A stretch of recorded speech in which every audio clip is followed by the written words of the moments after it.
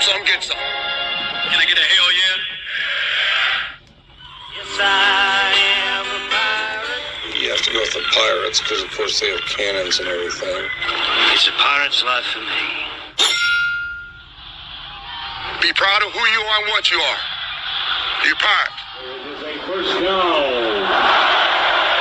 Pirate. Because when you're at East Carolina, you go for it every time. When you don't coach at East Carolina, you don't come to East Carolina, you don't play at East Carolina with a weak heart. Write it. I think I've ever been in a building as loud as that was. It was deafening in there. You live with Omaha? I can promise you that.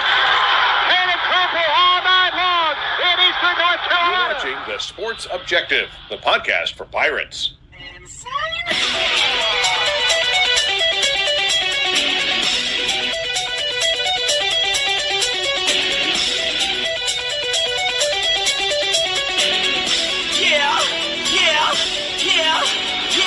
My heart is purple and gold. I'm a pirate down to my soul, and I don't back down, not at all. Find out when the cannons explode. All right, welcome into the Playback, the Pirate Football Playback, FAU style, as the Pirates go down to Boca Raton and kick some booty, 42-3. I tell you what, Kyle Barber, that would have been a great game to be at. But we'll talk about the attendance in just a second, guys. But Kyle, welcome into the show. Yeah, thanks, Dave. It's odd. I guess it would have been a great game to be at. Boca looks like a great place to visit. They have a nice stadium. Their stadium's right on the ocean, palm trees all around. It obviously was over with at halftime, so no stress in the second half. Prior to the Pirates finish 8-4, I really felt good about winning this game. I did think it was going to be a lot closer than that, though. I didn't think they would be able to stop our running game, and they didn't. Particularly in the first half. Yeah, you remember what you said? Yeah, their defense couldn't stop air. But so not really surprised at the outcome, but more the score. Super proud of the defense. The defense, obviously, two things. One, I think this defense really felt, I don't know if disrespect is the right word, but really felt disappointed in themselves after that UTSA performance. Shows a lot of pride for them to come out and hold FAU to 3 points. And the second part of that is everybody talks about our pass D and the run D being so good. If you look, we played two teams this year that run the air raid, FAU, and they run a true air raid, FAU and Coastal. And, we shut their offenses both out completely. Coastal or FAU got 3 on after that punt return. So and our defense is better than the pass against the pass than people realize, particularly if we can get pressure on the quarterback. And just proud of the football team, proud to finish 8-4. And I'll let somebody else talk now. Matt Semenza from the Commonwealth of Connecticut. What's up, brother? What's up, guys? Definitely feel good about the win yesterday. It was a great bounce back from that debacle last week down in San Antonio. And, we definitely took care of business. Like Kyle said, I was not expecting – a 42-3 blowout by any stretch, but defense played fantastic. Offense obviously took care of business in the first half, and overall, really good season. I love the direction the program's headed under Blake Harrell. I'd like to have 2 games back this year for sure. The NC State game and the Tulane game back. Ultimately, we came up a little short of our goal to get in the conference championship and have a chance to win it. But, for the most part, a really strong season. And now we need to take care of business in the bowl game. No doubt, as we bring in Johnny Robertson. What's up, Johnny Stats? What's up, fellas? Hey, I'm a bit embarrassed. I predicted 41-31. So the 41 was okay, but I should have had more faith in the Pirate defense. But hey, the win is a win, but, there are people out there that are going to say, why do we always take our foot off the gas? I mean, the game was never in doubt. We didn't even need to score in the second half, but I would have liked to seen a few more points in the second half, but no complaints. I'll take the W and bring on whoever in the bowl game. Well, I think I agree with you in the third quarter, but I think the biggest thing they were trying to do is run clock. And we did that, and we were running the ball successfully. We just didn't finish it in the end zone. And in the fourth quarter, we took all the starters out for the most part on offense, and which was the right thing to do. Don't get anybody hurt. But yeah, I'd like to score a time or two more. I really didn't care after the third. I didn't care because the game. The only thing I cared about, I don't care about embarrassing Florida Atlantic. If it was, maybe UNC, sure, but I don't care about embarrassing Florida Atlantic. So in the third, because I kind of had a lot of faith in their passing game, so I was waiting for it to get it going. So I didn't want them to make the score look competitive. But by the end of the third, when they hadn't done anything, I didn't care that we didn't score in the fourth. It didn't matter to me at that point. Let's bring in the head coach, Stevie Flythe, and commissioner of Lasker, North Carolina. What's up, brother? What's up? Hey, you guys, what was the score yesterday? 42-3. 42-3. Okay. We won, right? Yep. We did. Okay. Then some people out there need to be happy. We won 42-3. Nobody got hurt. Yeah, we'd like a few more points, but guys, be happy. We were 2-10 2 years ago. Now we won 8 games. Nobody got hurt. The first thing that would have happened if we'd have got in there and tried to run up the score on Florida Atlantic, just like Kyle said, why would you want to run the score up on Florida Atlantic? Exactly. Hold on. Gets hurt. I was just hurt. Who's going to be the one saying we shouldn't have let the same people that are saying, and no, I'm not talking about you, John. I'm not. I know that because that's not even my feeling. But yeah, but what I'm saying is, from a coach's point of view, you're damned if you do, you're damned if you don't in that situation, because you're going to have the same people that say we took our foot off the gas in the fourth quarter. You got to play your reserves sometimes too, and you leave Hauser in there and he breaks something and he can't play in the bowl game. Those same people are saying we took our foot off the gas, or going to be the ones saying there's no way Hauser should have been in there in the fourth quarter of that situation. Yeah. Hey, hold on, Dave, real quick. I just wanted to say, no, I have no problem. I actually enjoy watching the younger talent get in and get some good playing time, get a lot of snaps in. I'm talking about, as a stats guy, Stevie, I'm looking at the offensive numbers in the first half, and I'm like, oh, man, there's going to be so many stats coming out of this game that are going to be ridiculous. And then they just shut it down. And that I was disappointed just as a stats guy. All the possibilities that I was, seeing in front of me never materialized. But yeah, I'll take the win. And in the fourth quarter, definitely take Hauser out of there. When I saw the stats and score right at the second quarter, midway through the second quarter, I said, it'll never hold up the second half because they're gonna run the ball. It's gonna be a run heavy game the second half, and it was. Yeah. Well, what is funny about it is Blake kept talking about not letting off up the gas.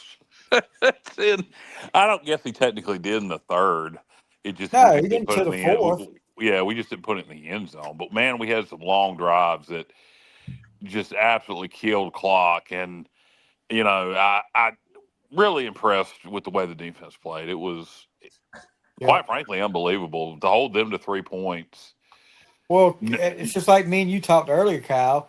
If it wasn't for that long kick return, they would have never scored. Yeah, we shut them out. Would have been our second shot. And why did that kick return happen? That punt return. Low. It was no airtime whatsoever. It was a line drive. Yeah. Somebody said that's what happens when you have 2-second hang time. Yeah, exactly. That was really all they had the entire day. Yeah. I mean, you take that away, just a bad punt there. You take that away. Tremendous job by the defense getting a stop there, by the way. I mean, this defense, you got to look at them sometimes, and people will move the ball, but they get stingy in the red zone. And, when you can get a stop like that, and, if you create a situation where you hold a team to a field goal there, that's a win. So really great job by the defense there. What can you say, guys, about Josh Aldridge and the job he did this year? And I'll eat crow, and we've talked about this almost every week, but I was really down on this defense coming into the season. I had no idea what to expect. We had to replace our entire D line. a lot of faces in the secondary, linebackers. I felt like we were going to give up. It was going to be one of those years where we were going to be in a shootout every week, like 30, 35 points a game given up on defense. But to do what he did yesterday, I mean, FAU was number 1 in the country in passing yards per game. Do I have that right, Johnny? Yep, in the whole nation, number 1. In the whole nation. And to hold them to 3 points, man, that is a hell of a job. So, hey, I'll admit it. I was wrong about this defense, and I'm glad I was. Their quarterback, we shut him down. I mean, we did. And not only the quarterback, but Messer, he's like a 5'9", 5'10". Yeah. He's the guy that almost scored on the punt return. But normally he's got, 5 or 6 big plays every game. And we really did hold him in check pretty much. I'll say this about Messer. I'll take my hat off to Messer. He took some shots in that game. There was a couple of really big hits he took, and he came right back out there, and he was probably the best thing they had. And props to Roy Tesh, talking about that D line. He was, those were Blake and his guys, and we really didn't do much in the portal on the defensive line, and those are guys that we developed in system, which is only a positive. Blake's still here, Roy's still here. And so those guys were developed in this system, and then Josh Aldridge, got the most out of them. So that's good, because in this day and age of the portal, when you're able to, because we ain't going to get, that's one thing we're not going to get much, is good defensive linemen and good offensive linemen are a premium out of the portal. So being able to develop guys is huge, and we can do that here. And I think that, speaks volumes to not only Josh Aldridge, but to Roy Tesh and Blake Harrell. Oh, I agree. Hey, since we're talking about Josh Aldridge, can I throw a Josh Aldridge stat out there? Sure. I don't often have that opportunity. But hey, now that the season's over, this is the first time since 1978 that we've held 4 opponents in a season to under 7 points. And the last time it happened, the competition wasn't at the level that we competed against this year. It was Western Carolina, VMI, William and Mary, and Marshall, back when Marshall was, FCS. But I thought that was quite an accomplishment to have 4 games where you hold teams under 7 points. That just doesn't happen very often. And then this was the first season ever that we won 4 games by 30-plus points since 1979. So, that's surprising, actually. I agree with that. I had to triple check it. I was like, that can't be right, but it is. So that's tribute to not only Josh Aldridge, but JDB too. How the hell did we not do that in 2013? Craig asked how many teams we beat this year with a winning record. 2, and I'm going to count Army even though they're 6-6, because I'm going to just take that as bowl eligible. So I'm going to count Army in that and say 2 because they're 6-6, and then the other one was obviously Memphis.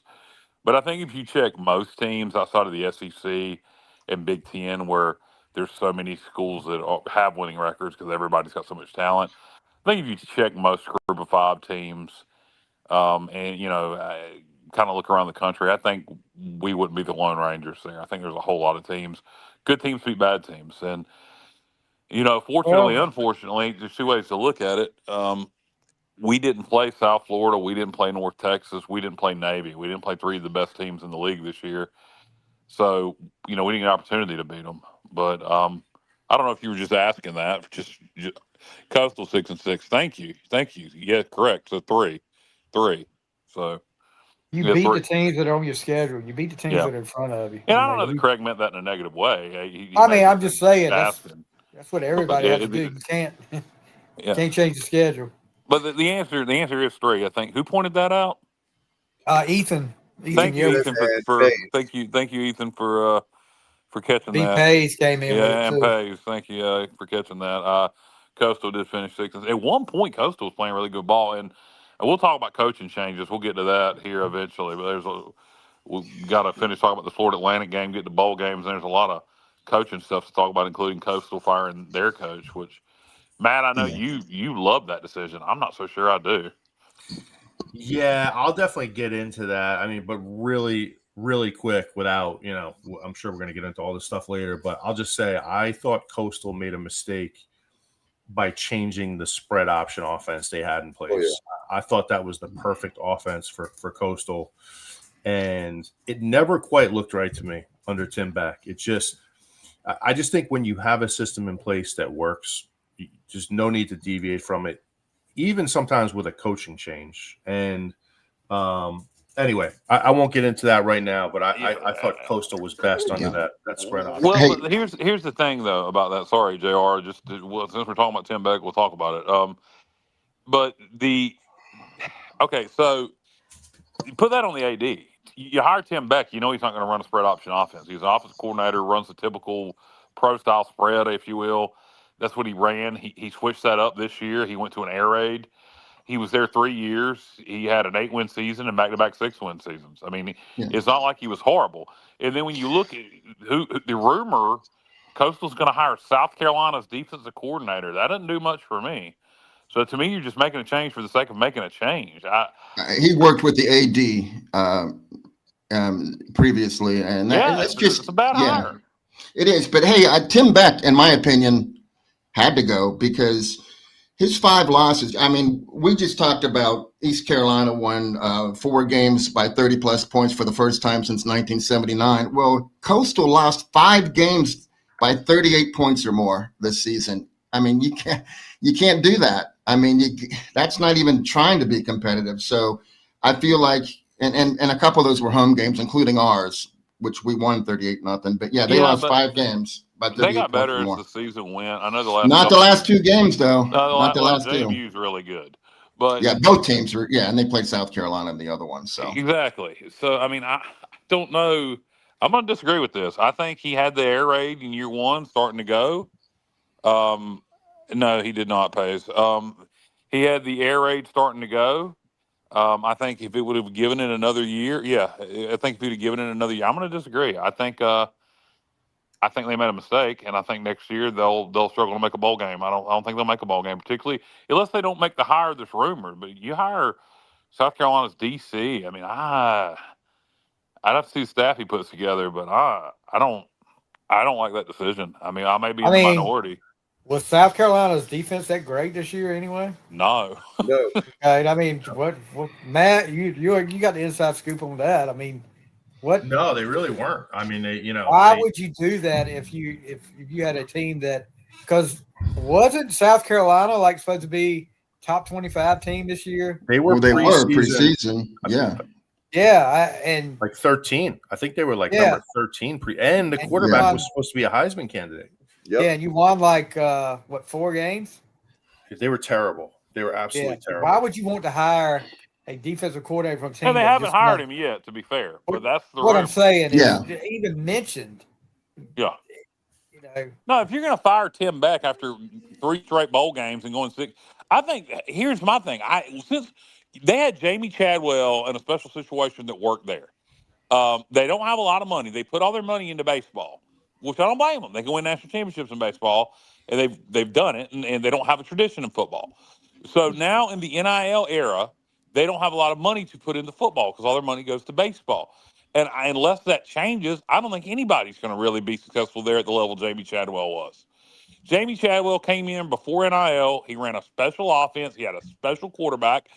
And by the way, at Liberty, Jamie Chadwell's gone south with that offense. And that's probably because despite having money at Liberty, they have such weird rules players have to abide by that nobody wants to go live by those rules. So, but I don't know. I disagree with the firing of Tim Beck. Matt, you and JR think it was the right decision, but I think Beck, particularly being the last 2 losses for the JMU and South Carolina, I would have given him another year. Yeah.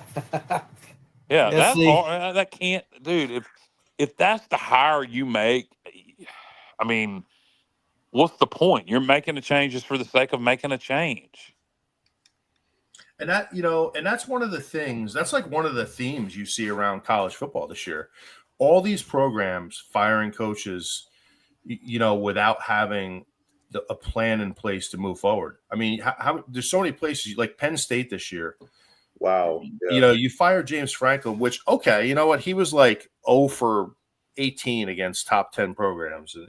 Fine. You know what? You want to make a change, but you need to have a plan in place. And they still don't have a candidate. And it's the same thing for some of these other programs. You know, Hey, Matt, I'll Florida. tell you one. I mean, Florida is I am not a fan. And we're going to get into all this stuff later, FAU, but I am not a fan of Florida hiring Sumrall either. I don't mind it. I'll tell you what I don't like, and I think this was a plan in place, and sometimes the best laid plans don't work out. I think Ryan Silverfield was promised this job a couple of weeks ago at Arkansas, and it was kept quiet because it was a classy thing to do. And now they lost 3 in a row. I would imagine Arkansas fans are not too excited right now with this Ryan Silverfield I hire. wouldn't be. No, and he never was able really to win the American at Memphis. And here's the thing, Kyle. Here's the thing you talk about too. How long ago?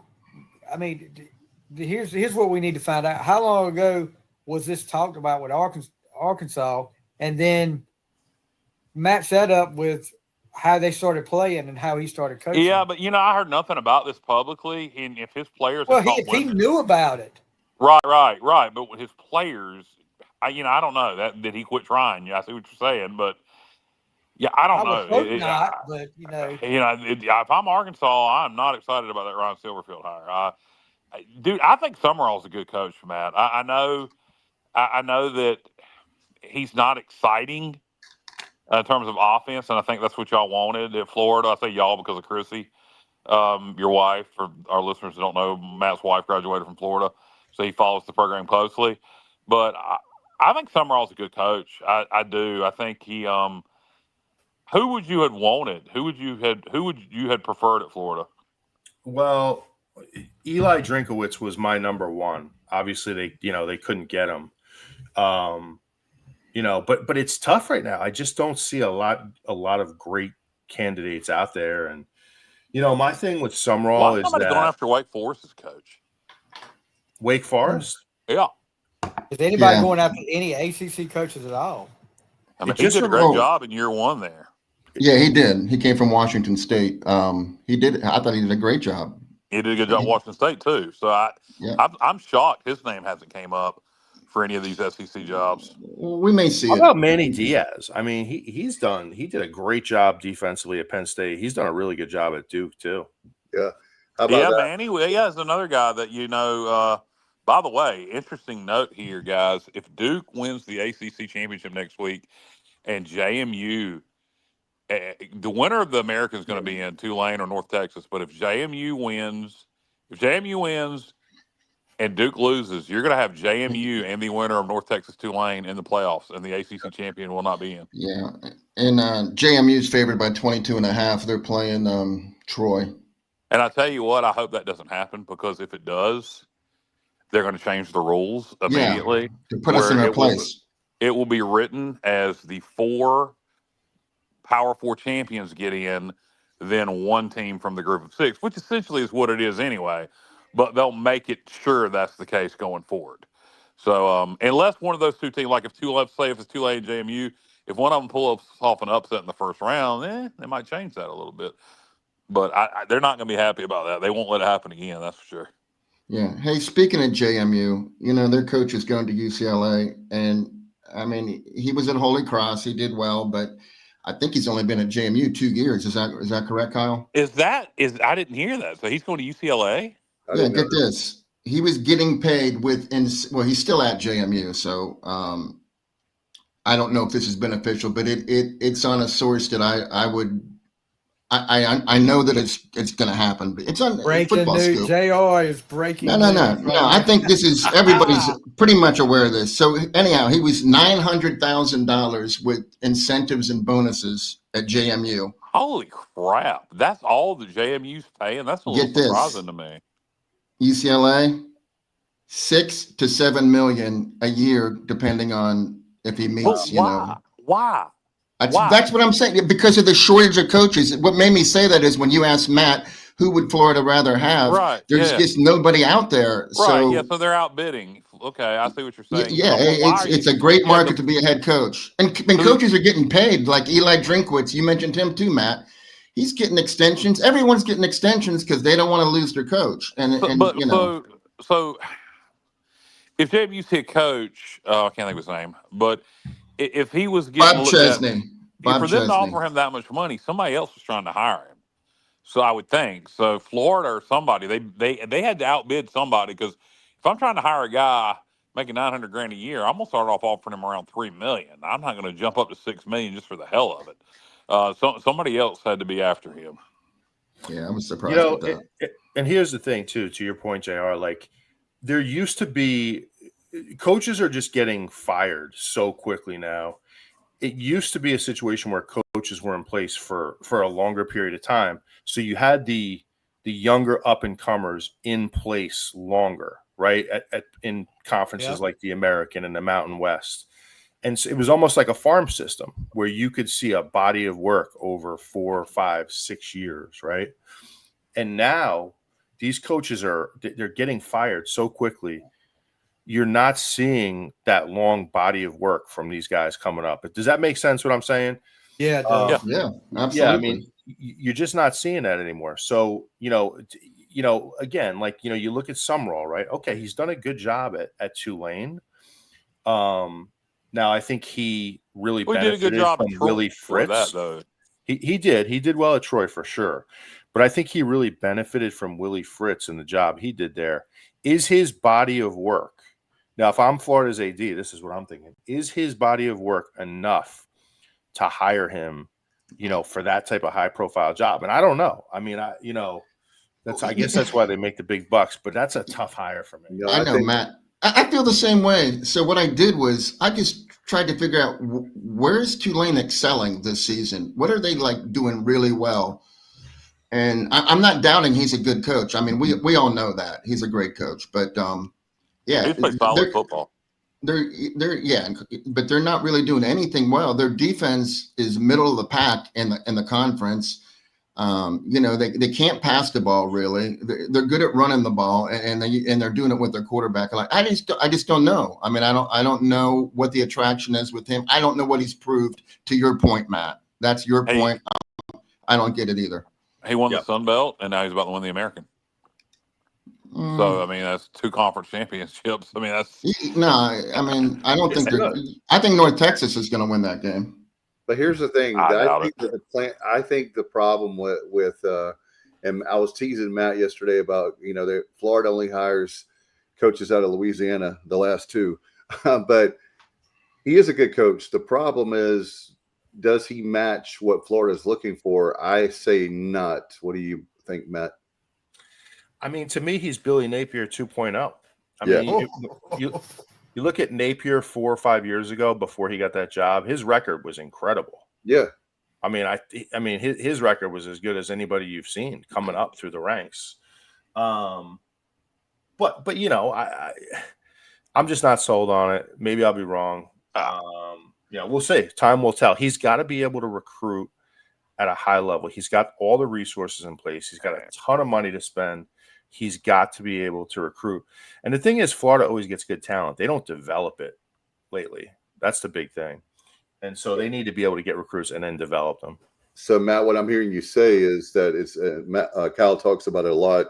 It'll be interesting to see the coaches that he puts around him. Does he bring the same coaches from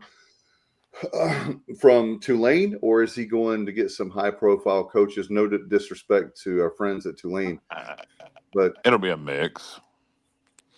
I'll tell you one thing, Matt. You just mentioned it. He can work the portal really well. You look, he lost his quarterback to Duke, and then he goes out and grabs 2 good quarterbacks. He goes out and grabs one quarterback who ended up being the backup this year. I forgot where he was from. And then he gets BYU's quarterback when he was accused of rape, and then the girl, after he left BYU, says, "Oh, no, he didn't rape me. I lied." So I can tell you this: he works the portal really well. I do hope it works out. I really do. Time will tell, fellas. I did hear they're going to hire him on I think it was a 6-year deal, and I'm like, what, a 6-year deal? He thinks he needs to rebuild. I mean, that's insane to me. So, in other words, he would get 2 or 3 years where they'll give him time. I don't see that happening in Florida, and I'm not anti-Florida. I think, Matt, I was going to tease you about, forgot to text you. I just realized that they were looking at Deion Sanders at Florida. But the thing is, though, Florida's been so bad for several years now that, is that a good job? If he comes up next year and goes 8-4, and then goes 9-3, and then 10-2, and then 9-3, and then they may, kind of like Tennessee with Josh Heupel, where he's not competing for national championships there, but he has them good every year. Will Florida fans be satisfied with that now, Matt? Because they've been bad for so long. Will they be satisfied with 9-10 win, type seasons? Honestly, a 10-win season will get you in the playoffs in the SEC. But will they be happy if, he goes 8-4, 9-3? No. I'll tell you, man, one thing I've learned about Florida fans over the years, just having been to so many games in the Swamp, they are some of the most demanding fans in the country. And the years, you go back to the Spurrier years, you go back to the Tim Tebow years and Urban Meyer, and the bar was set so high at that point that they just will not settle for anything but national championships down there. So, and I think they're a little wacky with it, like I think their standards are sometimes a little out of touch with reality, but I'll tell you, that's a high pressure job, man. And they, to your point, Kyle, they're going to expect him to win right away. Look at Dan Mullen. Dan Mullen goes a UNLV. I know competition. Everybody can tell me that. But Dan Mullen's a good coach. He went 10-2. Yeah, that's what I just said. He's a good coach. What did you think I said? Yeah, I know. I'm just saying that the fact is that you take these coaches. Well, he never really did that bad at Florida. He did better than Billy Napier ever has. I agree. I think that's what Matt's saying. Unrealistic expectations. Have they been humbled is what I'm asking, though, JR. Have they been humbled? I mean, they fired Dan Mullen, and then look at Napier does worse. So, I mean, I just wonder if their expectations will be down a little. Like Tennessee. Of course, it took Tennessee decades before they got Tennessee. Hey, Kyle, I'm a Tennessee. I follow them. They're not happy right now with him because you can't him. Go ahead and fire him. Go ahead. You can't lose to Vanderbilt at home, and they're just not. I think I'm not saying they fire him. I'm saying the fans they're not happy with what's going on down there. I hope they wait one more year because when Blake wins the American next year and gets a Power 4 job, I hope they fire Heupel at that point so we can hire him. I'd take him for sure. Hey, you see that Memphis is going to make a run at Mullen. That's interesting. They got more money than UNLV. There ain't no doubt about that. FedEx guy, that's what pays. If they can get Dan Mullen, I'd take that trade. They win there. Yeah. I think he's a better coach than Silverfield. I'm a little surprised he didn't come up for that Arkansas job, honestly, or the Auburn job. I agree with you guys. That would be a tremendous hire for Memphis. My thing is, like, at this point in his career, I kind of think Mullen handpicked UNLV. I think he wants to be out there in Vegas. He wants to be in the warm weather, in the desert. I mean, Memphis is not the most desirable place to live. I don't know. I think it depends on like what stage of his career he's at. Like, does he want to, just kind of stay out there and build a program at UNLV? I don't know. He certainly lived in Starkville. So, I mean, I don't know. That's a good question. We'll lead for that. UNLV has had issues paying Mullen. Not sure if that has changed. Interesting. Yeah, I know they have some trouble making NIL commitments.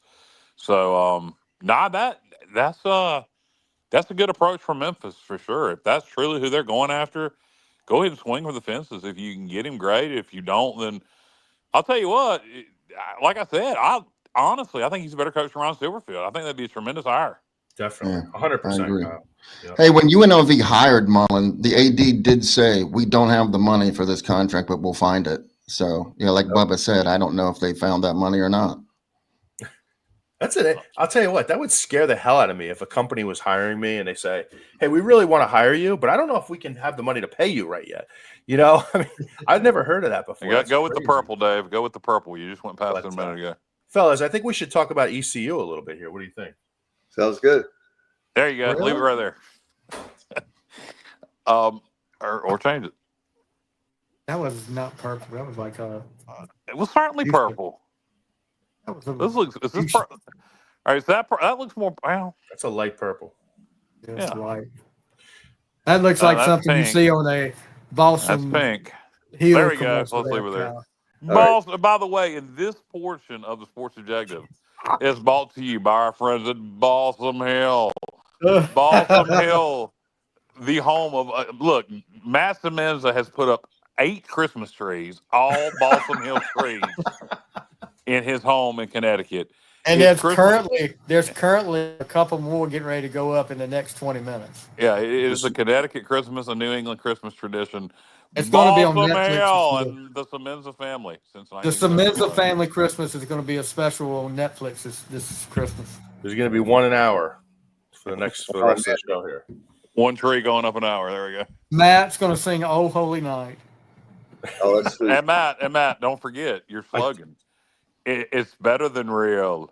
It's Balsam Hill. I did watch. I did get myself ready. I was watching Christmas Vacation last night. I want you to probably repeat for the the line. first time out of about 25.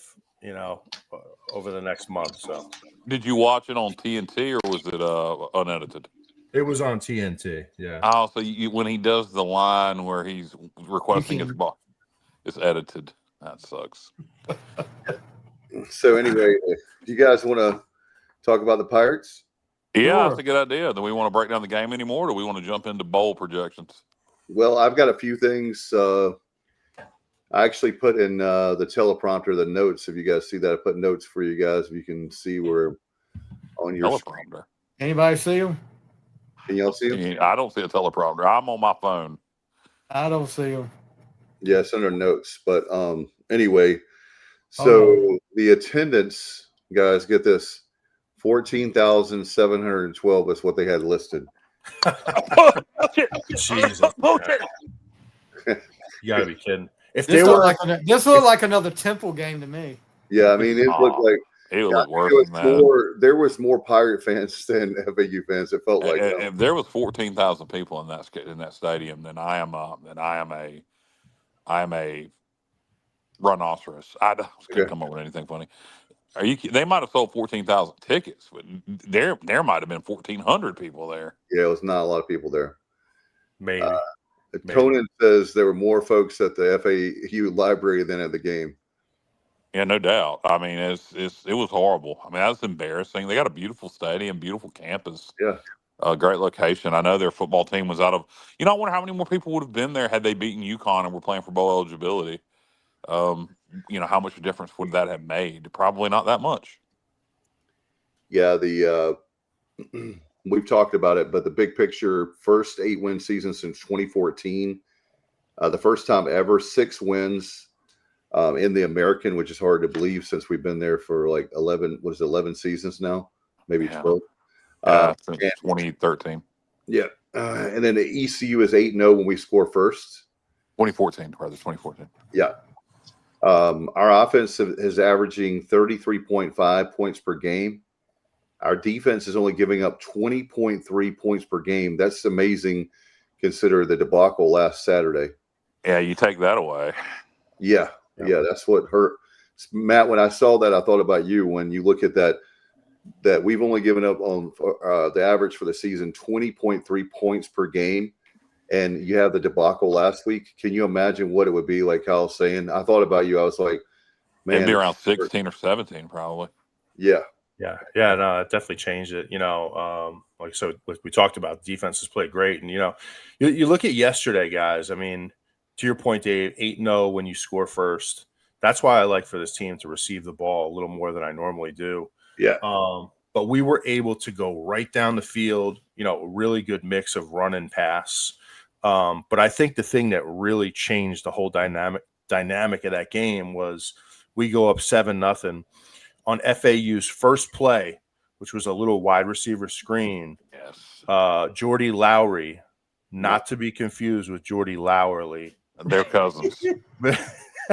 Hey, we were hard on him earlier in the season. He's played much better recently.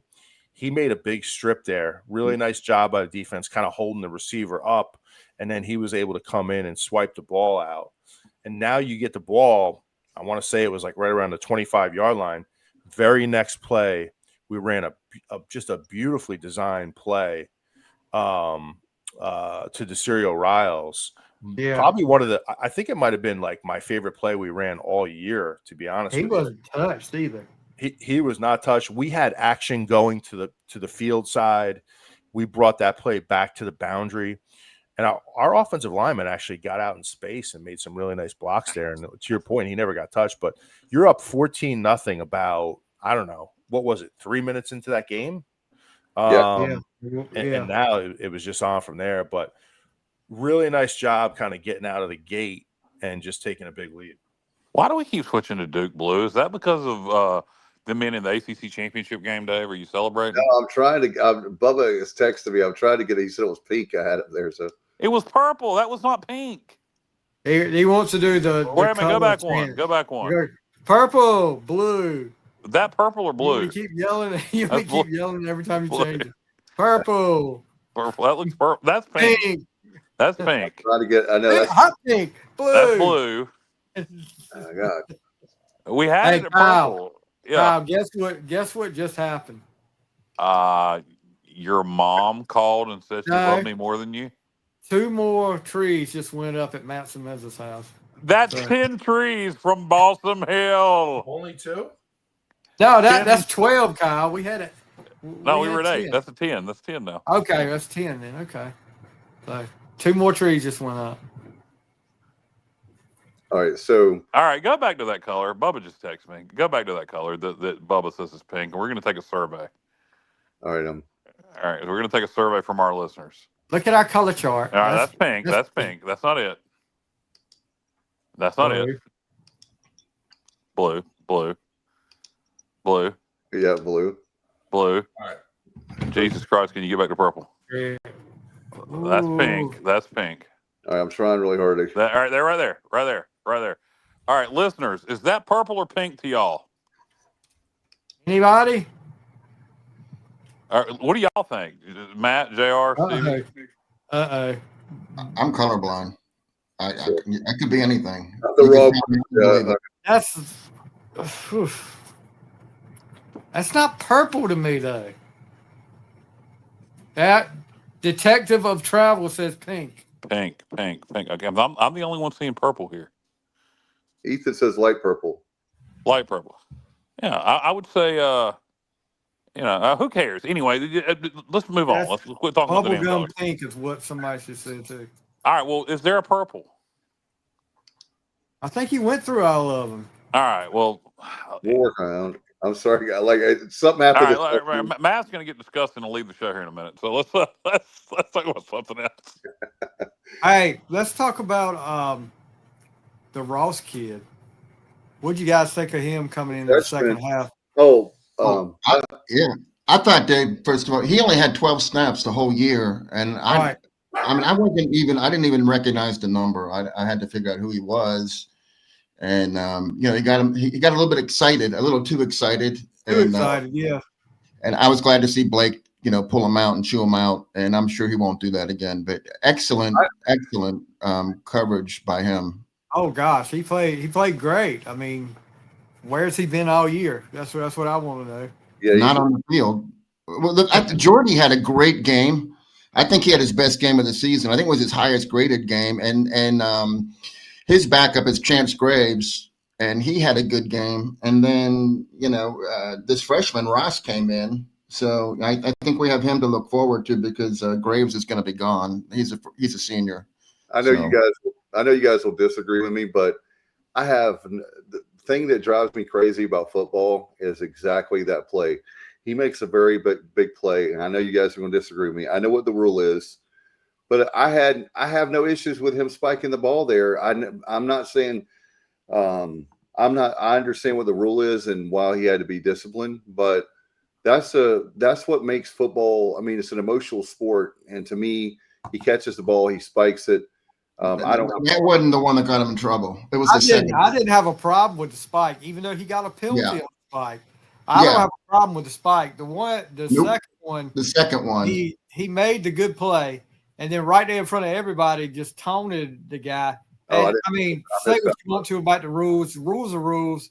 Maybe it's sometimes they get a little too nitpicky, but he did that right in front of two referees on their sideline and knew he had already had one on him. So, I mean, you got to use your head. I know he was excited about getting on the field, but you got to use your head sometimes. Yeah, and I like his passion, and he wants to make plays. He got on the field and got out there and tried to ball out. He wasn't going through the motions. And I'm sure Blake, after he chewed him out, I'm sure talked to him after that and told him how proud he was of his performance. But let's keep our emotions in check. But he looked great. I hope he sees the field more going forward. He just needs to keep his temper in check. Or not so much. It's not even that he did anything that disrespectful. No. It was just you already had one personal. Don't get the second. Smart.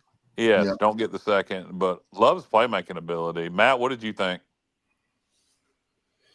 I was impressed with the way he played. Definitely some idiotic penalties there on his part. Like, he's a young guy. I think it's his first playing time.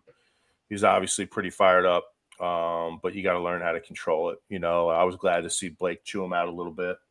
And, hey, just learn from it. He's got the entire offseason now. Well, not the entire offseason. He's got a bowl game coming up here in a month, but he's got to move forward from it.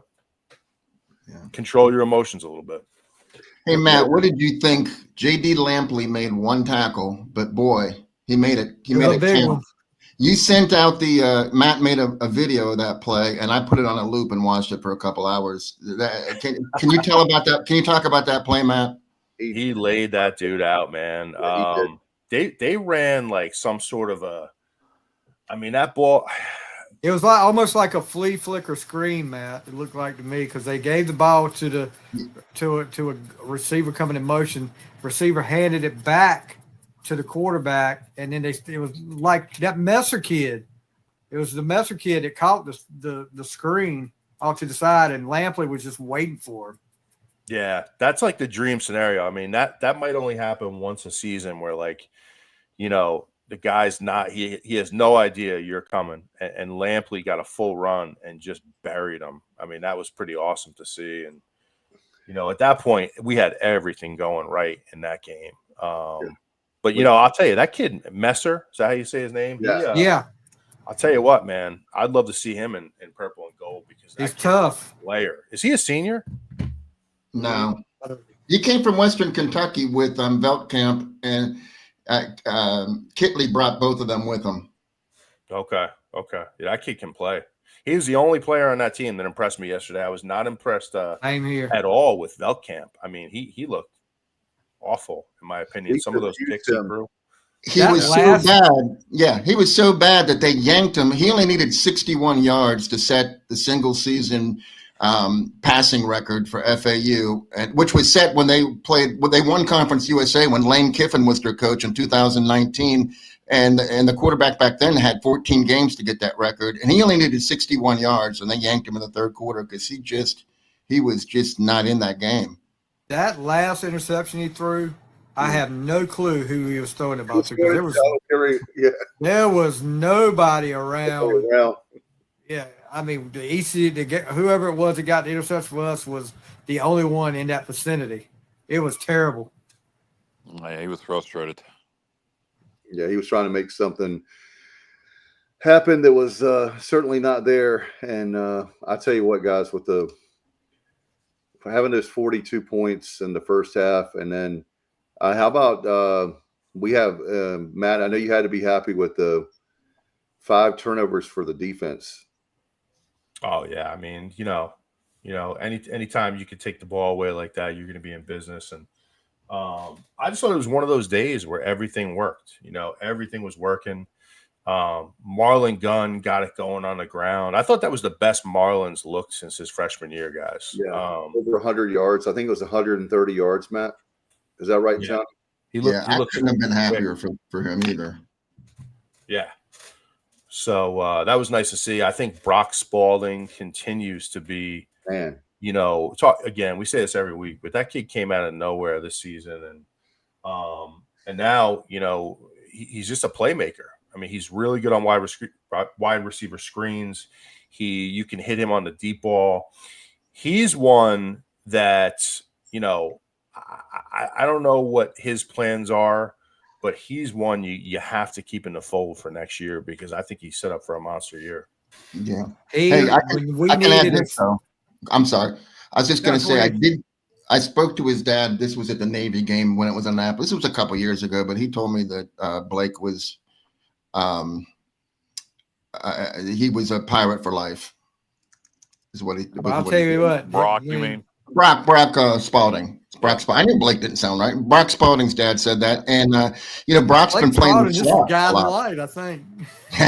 No, Brock's been playing the slot almost exclusively. At UTSA, he played the Z a lot, but I don't know. I think he's so versatile. You can put him anywhere, and he's going to get the job done.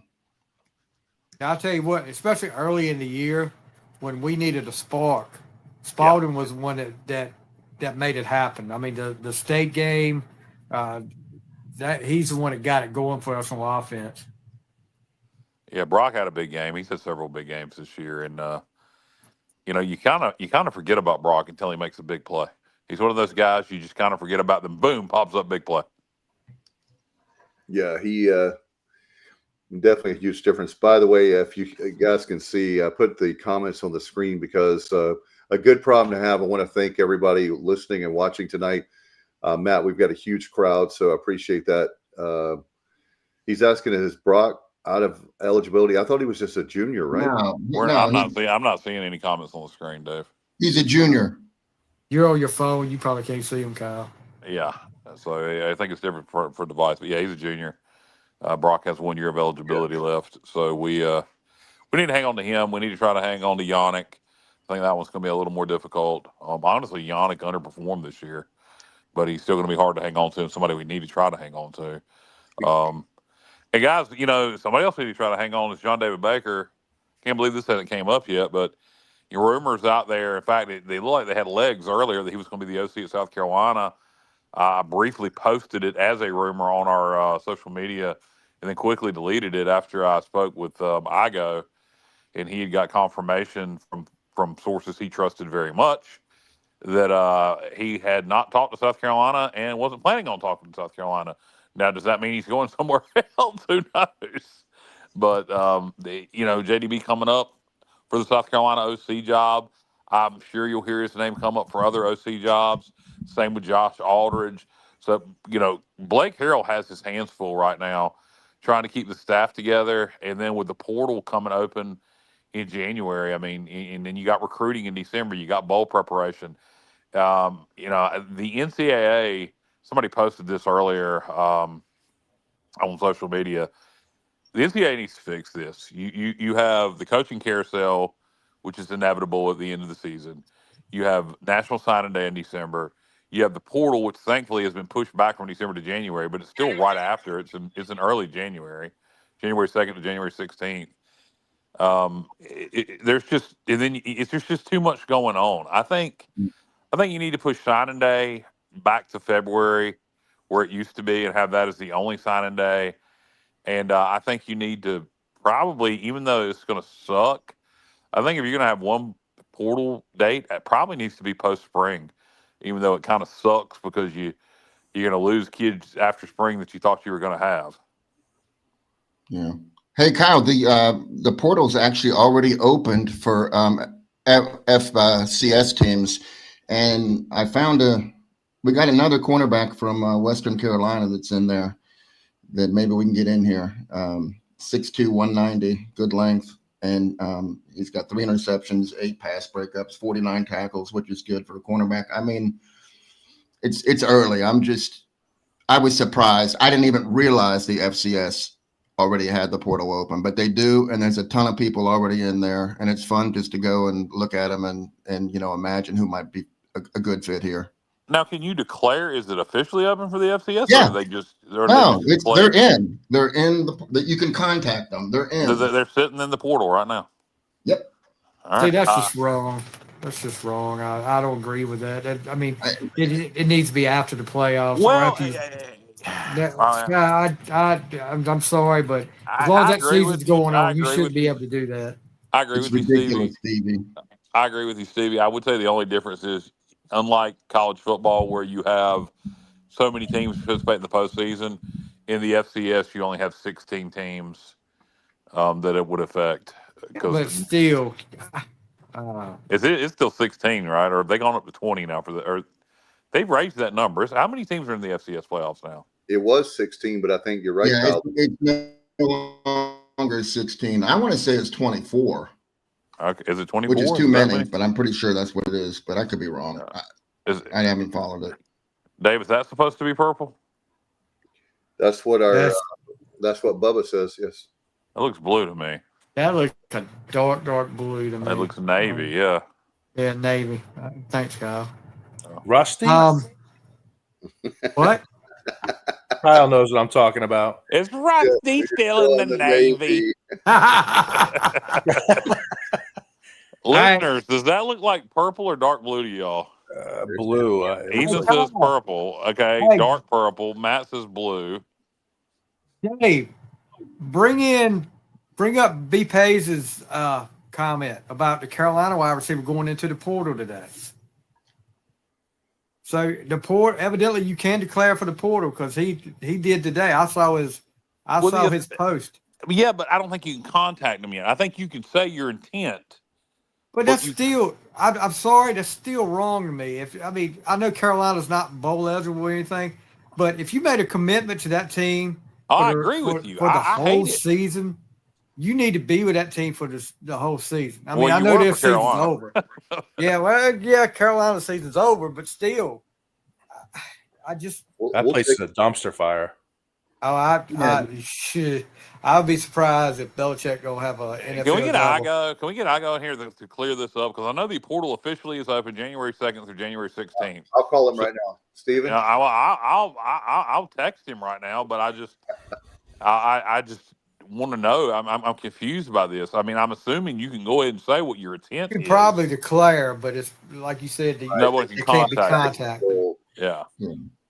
You know, guys, just really quick, taking it back to the whole JDB thing, that was something I really wanted to talk about for a minute because I think Ole Miss would be the likely landing spot for him if it does happen. And, you know, it looks like they're going to hire the defensive coordinator to take over that job. And so, you know, the question is, you know, how tight is he with JDB? Does he view him as a guy who's ready for that type of a high-profile job? And, you know, let's just say JDB does go. You know, what I'd really like to see is I want to stay with this offense. I do not want to change offenses again. Nope. I think it's a really good style of offense for East Carolina. So if he does go, you know, I think you really have to consider hiring from within somebody on this staff that who you know, you might consider that next guy, or I don't think there is. You want to stay in that Lane Kiffin tree, because I think the worst thing right now that we could do as a program, I think the worst thing we could do would be to change offenses. Agreed. I don't know that there is anybody within. That's the problem I see. It's something that if Baker leaves, that I would address going forward. Whoever my next OC would be, there would be a clear-cut number 2 on staff that is ready to go to call plays. I don't see that. I don't know. Yeah, I know Maddox has experience calling plays in the past. At UTSA, Maddox has, and but it wasn't this offense. No, and Darrell Roberts has never been a coordinator of any. He's never called plays, but the other one, the running backs coach, he called plays at Colorado Mesa for one season, and that's at a completely different level. I don't think that transfers to the that's what I'm saying. Rodney Freeman is who I was thinking of. I think if you can keep the system in place for a similar system. You know, there's other systems that are similar. Yeah, so I would keep a spread tempo offense that utilizes the run and isn't just a full blown air raid. I did want to say though, he's not. I don't think JDB could possibly go to Ole Miss because they were talking about hiring Joe Judge as the next head coach, and he's currently their quarterback's coach. And then he might have brought JDB in, but now that they hired the defensive coordinator, I'm pretty sure that Joe Judge is going to be the offensive coordinator. Gotcha. Yeah, but any chance that JDB goes to, unless Lane Kiffin, steals him or something. I was about to say, any chance JDB goes to Baton Rouge? Did you all hear any of that? We did, yeah. I followed up. Any chance JDB goes to Baton Rouge? It looks like Lane's bringing his OC, so Oh, okay, never mind. Yeah. The thing is, loan is available. He sure is. I really believe that the best thing now this is obviously I'm a little biased here, but I believe if you look at keeping this the way this program is set up right now, and you look at next year, if you're able to keep it intact, Right. you keep Hauser in place, you keep guys like Riddle, you keep JDB, you keep everything going, you're set up for a pretty special year next year. And if I'm JDB, I really have to consider, if you're looking at the next step in your career, if you can get to a point where you win a conference next year and have a chance at the playoff, you look at Kenneth's, I agree. If you, with Kenneth's comment right there, if you keep everything intact, you're going to have a chance. Yeah. As good of a chance as anybody. So I really think it might be in his best interest to stay. And, you just hope that that he doesn't chase the money, because we know more money is out there. Yeah. Irving says maybe one more last chance in the next couple of years to make a national presence and get into the college football Power 4 country club. Cue the theme from Rocky. Let's go. Yeah, maybe. I mean, I don't, I don't know. I don't, here's the thing. I really don't think there is a Power 4. I think on paper there's a Power 4. There's a Power 2. The ACC, do you guys right now, well, maybe with the outside chance of Texas Tech, if they get hot, do you guys see an ACC or a Big 12 school that you think is a legitimate chance to make the national championship game? I don't. I think it'll be SEC, Big 10, or Notre Dame. And so I think Power 4 is an illusion. Then that's, there's not a school in the ACC right now, including the two in the championship game. I think the best team in the ACC is not even playing for the championship, Miami. But I'm not scared to play UVA. I'm not scared to play Duke. Give me a break. We may end up playing Duke. The Big 12 the same way. Look, BYU's playing for the Big 12 championship. We went toe-to-toe with them. So I don't think there is a Power 4. I think there's a Power 2. It's only a Power 4 on paper, and I don't think it's going to be on paper for very much longer. Yeah, I believe one of the things I told you guys earlier today is speaking of the fan base, and I'm not going to hit on the administration. The fan base, we've got to step up, because if we have the money to step up and give that money to these players, they more than likely they will stay. I think there's some that will leave because, Matt, there's going to be some that leave regardless anyway, because they're not getting playing time, or our coaching staff says, hey, you're not going to get playing time. We appreciate your services here, but, to open up a slot. But for me personally, I believe that, for example, it was said that Hauser would be like $1 million. Well, we have donors out there that can come together and get his and say, look, Caden, yeah, we're not Alabama or the other schools, but we can still give you $1 million. Well, I think it's going to take close to $1 million. And, I was kind of poking around today, reaching out to some people who I trust, and trying to figure out how much money we're going to have to spend this offseason. And, the number kind of varies a little bit, but, I'm hearing, it's going to be roughly around $4 million. I was hearing that already too. Yeah.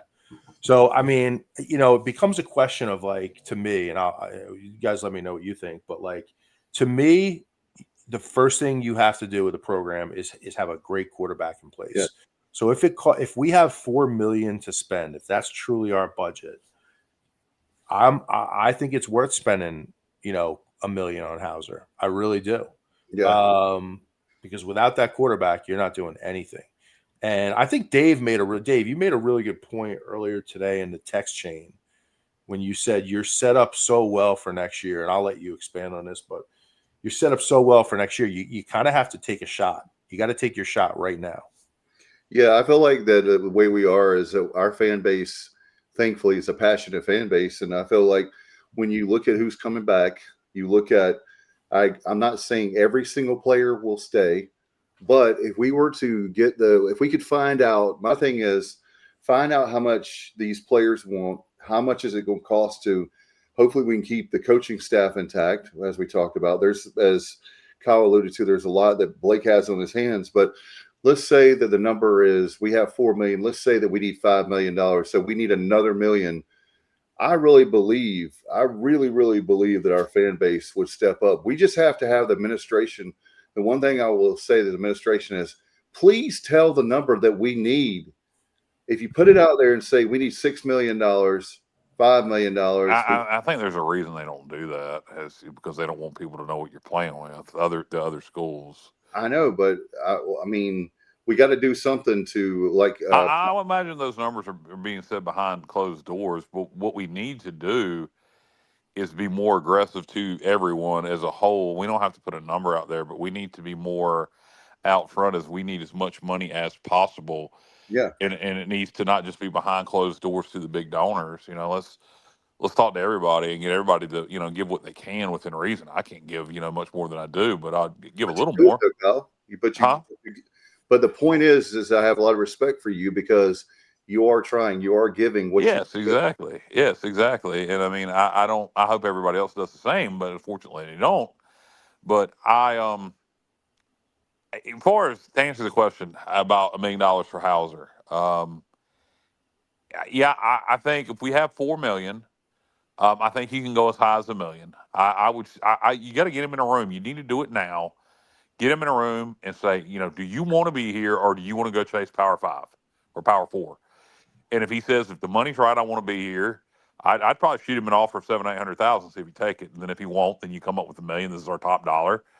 Either take it or leave. But I'd want to know as soon as possible because, you got quarterbacks like the quarterback from Western Carolina, which put up insane numbers this year in the portal from the FCS level. And you need to get the best quarterback you can possibly get if we're not going to have Hauser. So we need to be in the $6 million range, comparable with UCF and Memphis. Yeah, Pays, I agree with you. But we have enough money, I think. If we have $4 million, I think we can keep Hauser. I think, as far as Riddle, I'd like to have Riddle, but I don't know. He's a safety. Can you, and I know safeties are important to this defense, but how much can you spend on Riddle? I mean, I don't think we can spend $1 million on a safety.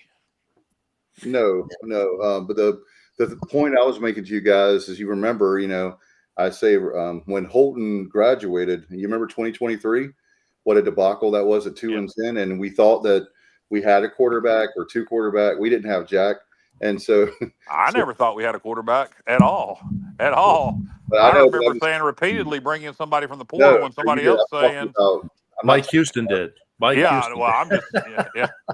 Houston certainly did.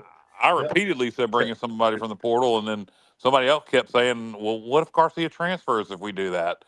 And I said, good, let him. So, $400K on Riddle. Yeah, I mean, maybe. But, man, you got to keep Yannick. You got to keep Brock. I would say on paper receivers are easier to replace. But, man, we didn't do a very good job in the portal this year with receivers. I mean, you had what's his name? Huh? Petaway? No, not Petaway. He sucked. The kid from South Carolina has stepped up against Memphis and Mangrum has some plays down the stretch. But Petaway was a disaster. Yeah. Ethan makes a great point. Can we organize a rev share matching event with the Clarks and Garrett Blackwater? Absolutely. There's a lot of stuff that we can do, and I'm not going to get into it because we're already an hour and 10 minutes in. Blackwater's basketball, though. I mean, he's a basketball. Go ahead, Joe.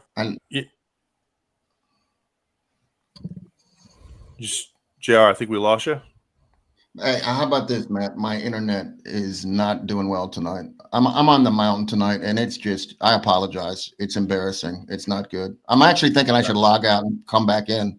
You sound good now. Now I can hear you. You're good now. It was just for a minute there, but I'll kind of jump in on that. I mean, for me personally, guys, like I this is just my own philosophy. Like, you look at winning football teams, great football teams, they build it up front. The O-line, obviously, like we talked about quarterback. That's the first priority of any team, quarterback. But for me, I want to build it up front on the O-line. And, I want to spend big on an offensive tackle this year if we can get one. I know it's hard to get, but preferably I'd like to get two really solid O tackles. I would spend big there. The other place where I would spend, if you can find a pass rusher, I think that's huge. A guy that can come off the edge and wreak havoc on an offense. Those are the types of guys, they can change games in a flash. And, so for me, it's going to be quarterback, O-line, pass rush. Whether that's a defensive end, an outside linebacker, or an interior guy who has some quick twitch. I think we need to look at that. And then the other thing too, guys, just a point I want to make is you look at Anthony Smith. He's obviously graduating. He's been tremendous for us this, the last 2 years. A pickup he was. But this offense will not work. It will not work unless you have a wide receiver, a true deep threat like he is, because this whole thing is predicated on run the ball. Take your deep shots down the field to Anthony Smith. We've got to identify our next deep threat. I don't know if that person's on the roster. Maybe it is, but you need a guy who's like a true 4-3, 4-4, legit track type guy who can beat, the defense over the top. So another position there I would spend on. But that's how I would approach it. What do you guys think about that? Yeah. What do we have coming back on the O-line? Bubba said we have 7 O-line commits. I'm assuming he means from high school JUCO ranks. I don't know. What do we have coming back on the O-line? Because our O-line got better. Very thin. Very, very thin. Okay. I mean, right. Our best guy is definitely Emmanuel Poku, who's the right guard. I mean, he's Panda. Panda's out of eligibility. Panda's gone. Kyle Long is gone. Darius Bell is gone. And Ternovsky he didn't pan out like we thought he might. So he's not really. I mean, I don't want to be blunt, but we're not going to really miss him that much. He's replaceable. But we don't have much coming back at all. I feel like we need to keep Poku. What do you think about Weaver, Matt? At right tackle. Yeah, I mean, at right tackle. He definitely improved a ton over last year, and he's a guy you want to keep in the fold. He can still get better. He's still pretty young. McCrimmon, as Ethan just mentioned too, he's, you want to get those guys back. I mean, that's right there. That's two, what I would say, like competent tackles in your system. You're going to have Carson Jones back from injury next year. Hopefully he's back to 100%. He was going to start at center for us this year. So if you look at it like this, just think about it from this perspective. If you have Weaver and McCrimmon, Poku at right guard, Carson Jones at center, that's 4 guys with a lot of starting experience. Now you're looking at left guard, where you lose Kyle Long and Panda Askew. So, it's not quite as bad as it looks at first glance, but the thing is, you don't want to stay the same. You want to keep getting better. And if we have money to spend, I think you got to spend it up front. Yeah, Justin Butt said, who are some guys that transferred out last season who could return? Yeah, I keep hearing that. I don't know if that's just coming from what happened with Teagan. I heard Holton talking about that. So I don't know if there's legs to that. It sounds like there might be. I don't know who they're talking about. That's a good question. Is it Sowell? Is it IBM guy? He played quite a bit at Virginia Tech. Not taking him back. I am not taking him back. Sowell? No. Screw Sowell and his dad. IBM played a lot at Virginia Tech this year, so I don't think it would be him. Where did Jackson go? Give me a first name. You have our linebacker that went to SMU. You have a few guys that went to UNC. Oh, the UNC. I heard that the guy that was for the defense, right? Who's that? The guy you're talking about. Mims and the guy from Maryland. DJ Mims. Yeah, I mean, a lot of them. Mims. Yeah, like Holton said, I'd heard it early in the week, like just people asking me, like at work and stuff. But like, are we going to try to get? They were asking, will we try to get those folks back? But Chad and Gavin Gibson, I don't know that I'd want him back either. I don't even know if he has eligibility left, but he's the other one that went to Carolina. Yeah, but basically what you're looking at is you're looking at what I heard is like, so in other words, like we talked about, you have the guys that we already have coming back, right? And then if you could get some of those guys back that we lost from last year, then that would help us with our run for, conference championship and a playoff. And you look at it, by the way, Matt, I was going to add to what we were talking about earlier is the fact that, guys, we have a legitimate chance right now. Man, last week just hurts even more. But we have a legitimate chance to win the conference championship next year. We may be the odds-on favorite, and especially if we can get some guys back from last year and then find a way to hold on to Hauser and find a way to hold on to the offensive and defensive coordinators. I know it's a lot to ask, but I don't think it's out of the realm of possibility. I think that by the way, I want to get your thoughts on this, guys. One question I had. If you're JDB and you're Josh Aldridge, yeah, you're chasing money, you're trying to climb the ladder. I get all that, but wouldn't it be better as a coach for your stock value, if you will, if those guys come back for another year and we win a championship, let's say we have a magical year, go into the playoff, they would have a bigger job, right? Well, I mean, they're taking a risk that their side of the ball doesn't, blow up for some reason or another, due to injury or whatever. I mean, it is a calculated risk. Don't you all think? What do you think, Matt, about that? I'm sorry, guys. It cut out for a second. Okay. I was saying it's a calculated risk. Anytime you decide to stay one more year, if you're offered a big job, but you say, I'm going to stay one more year and try to build my stock up, and then you have an off year, then you may never get that other opportunity again. So it's a risk, but. Oh yeah. Yeah. No, it is. It's a chess match, man. It really is. And you got to have a little luck with it too. Oh, Barker. Yeah. Oh, no doubt. Great point by Bubba. I mean, he was the one that I think everybody was upset when Barker left because he was our green dot guy. What's that? He was our green dot guy on defense. He was calling the plays. And when he left, I mean, oh yeah, you're right. Last year. It was definitely noticed. Definitely. Yeah. And he was tight with Blake. I think Blake was kind of, devastated when Barker hit the portal. Yeah. I thought he was a senior, though, but maybe not. Hey, so I have a question about you keep talking about Caton Hauser and trying to get him back. Do you feel like Chandler Morris's season last year at North Texas was heads and shoulders better than Caton's this year? I don't. The reason I'm asking that is because Chandler Morris got 1.5 at UVA. And I feel like Caton's season this year is probably better than Chandler Morris's was last year. So I'm just trying to figure out a price that other teams might be willing to pay for him. And it's probably in the 1.5 to 2 million range. Yeah, that's what I mean. We can offer him $1 million, and if he wants to be here, he'll stay. But if I don't know, I'm just going to throw out a team, and I just Tennessee wants him, then they want to pay him $2 million. We're not going to be able to match that. So if you get in a bidding war, he's going to have to stay here, but we're going to have to offer him enough money where he's going to be happy. He can leave a legacy here. He can win. He'll have a chance next.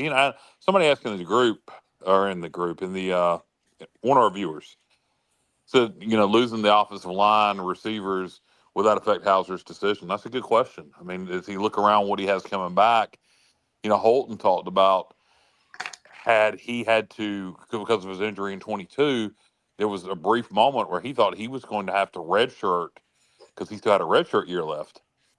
And he said if he did, he wasn't going to come back in 23 because so many of the pieces were going to be gone. So is it a situation where Hauser looks around? I do think if we can hold on to receivers and tight ends, if we can hold on to him, he's got weapons. The question's going to be the O-line, and can you convince all these guys to stay together with some pay increases, both on staff and with players, to come around and win a conference championship and potentially make the playoffs next year, and then everybody go make a whole lot of money. Hey, Kyle, I agree. When you mentioned tight end, Rouse and Connor had 11 of the 20 receptions against Florida Atlantic, and they've been getting more and more balls thrown their way. I feel like the tight end position, Matt, we were talking about off air, what positions we think we really need to retain. And I'm not saying that it's at the top of the list, but I feel like it's significant that we need Rouse and Connor, or at least one of them, but both of them would be even better. Rouse is a junior, Connor's a sophomore. They really have a lot of, input in that and the offense that we're running right now. And I feel like definitely. Matt, I was going to pitch it to you, Matt. I mean, don't you think, I'll ask you guys, we'll start with Matt first, but don't you think, like, for me, I know you and I have, like, similar mentalities when it's like go big or go home. But it's like, for me, I feel like it's Elvis. It's now or never. Let's go for it. Let's go. The term I use, balls to the wall. Let's go balls to the wall and do everything we possibly can. And then, obviously, some players are going to leave. We understand that because on their own or because they're told to leave. But as far as the major pieces, this is the era we're in, and we've talked about it ad nauseum, but we've got to do it. If we don't, then we're going to have to accept mediocrity or worse. I mean, that's just the way I feel, but I wanted to get your take. Yeah, I mean, I think this would be the year to take that calculated risk, right? Like, look at Texas Tech, what they did last offseason. Now we don't have, obviously we don't have nearly that kind of money here, but Texas Tech right now is a team that could legitimately win the national championship. They're that good. I think they're number one in the country in run defense. They give up like 60 yards a game rushing. It's ridiculous. The turnaround down there in Lubbock, they saw an opportunity last year and they went for it. It's a calculated risk. Sometimes those things pay off, sometimes they don't. But if I'm East Carolina right now, this is as if you just project forward with this current, the system, the offensive and defensive system, the coordinators, the head coach, we have the right head coach in place with Blake. Next year, you're set up perfectly. So you got to take your chance, and I agree with that. I think this is the year you push all your chips in and you go for it. Yeah, but what do you have to lose? What do you have to lose? Here's the thing: would a school like East Carolina do that? Oh wow! Therein lies the problem. I don't know what John Gilbert says behind the scenes, and he's made some good decisions. Hiring Blake Harrell was a good decision, but so I'm not going to sit and knock everything Gilbert does, but he doesn't excite anybody. You don't hear him out in front going, "Hey, look, we need to get some money raised here because we can win the American next year and make the playoffs." You don't hear him saying those things outwardly, and we need that. We need that to fire up the fan base, and we need that kind of attitude. And his contract's coming up. It's time to extend. Yeah, in the spring, it'll be time to extend him or let him go. So, I'd like to see some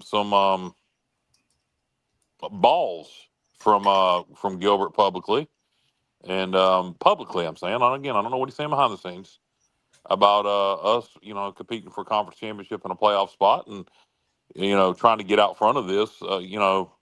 Utilize your resources, and your resources aren't just the 5 donors we always seem to rely on. Let's get out and get all of Pirate Nation fired up about giving some money, about, towards revenue sharing, and talk about keeping this thing together as much as possible publicly. Because, you look next year, what we could have coming back with South Florida losing their head coach, Tulane losing their head coach, Memphis losing their head coach, North Texas losing their head coach. You got Blake Harrell. Navy, while they've got their head coach, Blake Horvath is gone. Yeah. Army will be back in the mix next year. So UTSA, I think, will probably be in the mix next year. But Is McCown back, Kyle? Hey, Kyle just mentioned four yes, teams. I believe so. You just mentioned three teams that might be back next year. And it's funny because those are the only three teams other than East Carolina that are bringing back their head coach. I'm not talking about, obviously, the first-year coaches. Let me rephrase that. We are the fourth. Blake Harrell is the fourth most tenured coach now in the American, just behind those three teams that you mentioned with UTSA, Navy, and Army. But I feel like Navy and Army have a little advantage because they don't have a lot of turnover. You know, they have continuity, I think, which goes a long way, especially with their offense that they run. I just feel like that gives them an advantage. And I think you're right, Kyle. They're going to be, you know, teams that are going to be at the top next season. I believe that. Navy's going to have a tough time replacing Horvath. I mean, he's that's going to be a big loss. But besides that, I mean, you know, it's next year if we can keep, you know, we're going to lose some pieces, but if we can keep the majority of this nucleus in place, and, you know, with our coordinators, with our assistant coaches, with our players, we could have a special season next year. Ethan makes a good point. He said Gilbert needs to go. He says we need a go-getter AD for the final wave of conference realignment. And that was another point. Thank you, Ethan, that I forgot to mention to you guys earlier in the afternoon when we were bouncing stuff around. And that is the fact that if you take a look at us and let's say we have I'm not saying we will, but let's say that we go all in and we have a miracle season, that helps us with a lot of different things. And so that's what, I mean, for me, we see what Blake Harrell can do. He has the best start in the history of our program at 8-4. No other coach, 3 Hall of Fame coaches haven't even touched him on that. And so for me personally, I don't think it's a flash in the pan. I think these. Well, I mean, based on last year, no. I mean, last year he took over the second half of the year, went 4-1. Yeah. Hey, here's something that will give Blake his due, that you know, his recognition that he deserves. Okay, so he's lost I guess now a total of 5 games. He's lost a total of 5 games.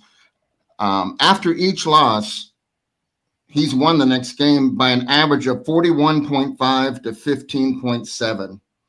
I mean, he's not only winning the games, but you know, we're rebounding really well, I guess is what I'm saying. We're making adjustments off of losses and coming back and kicking some ass. So I mean, that's on the one that wasn't a blowout was NC State.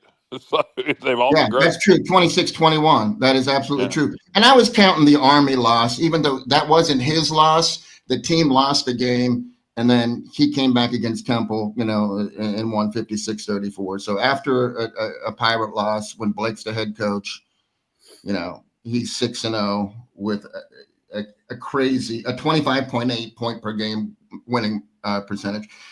Hey, real quick before we leave the subject of who we want to keep and who we want to spend money on, I'm interested in what y'all think about running back. I mean, we got 4 that can potentially return. I think that Parker Jenkins is probably going to leave, but I feel like Engelman is the most valuable of the 3. He's a freshman. He's a killer at pass blocking. Did he play yesterday?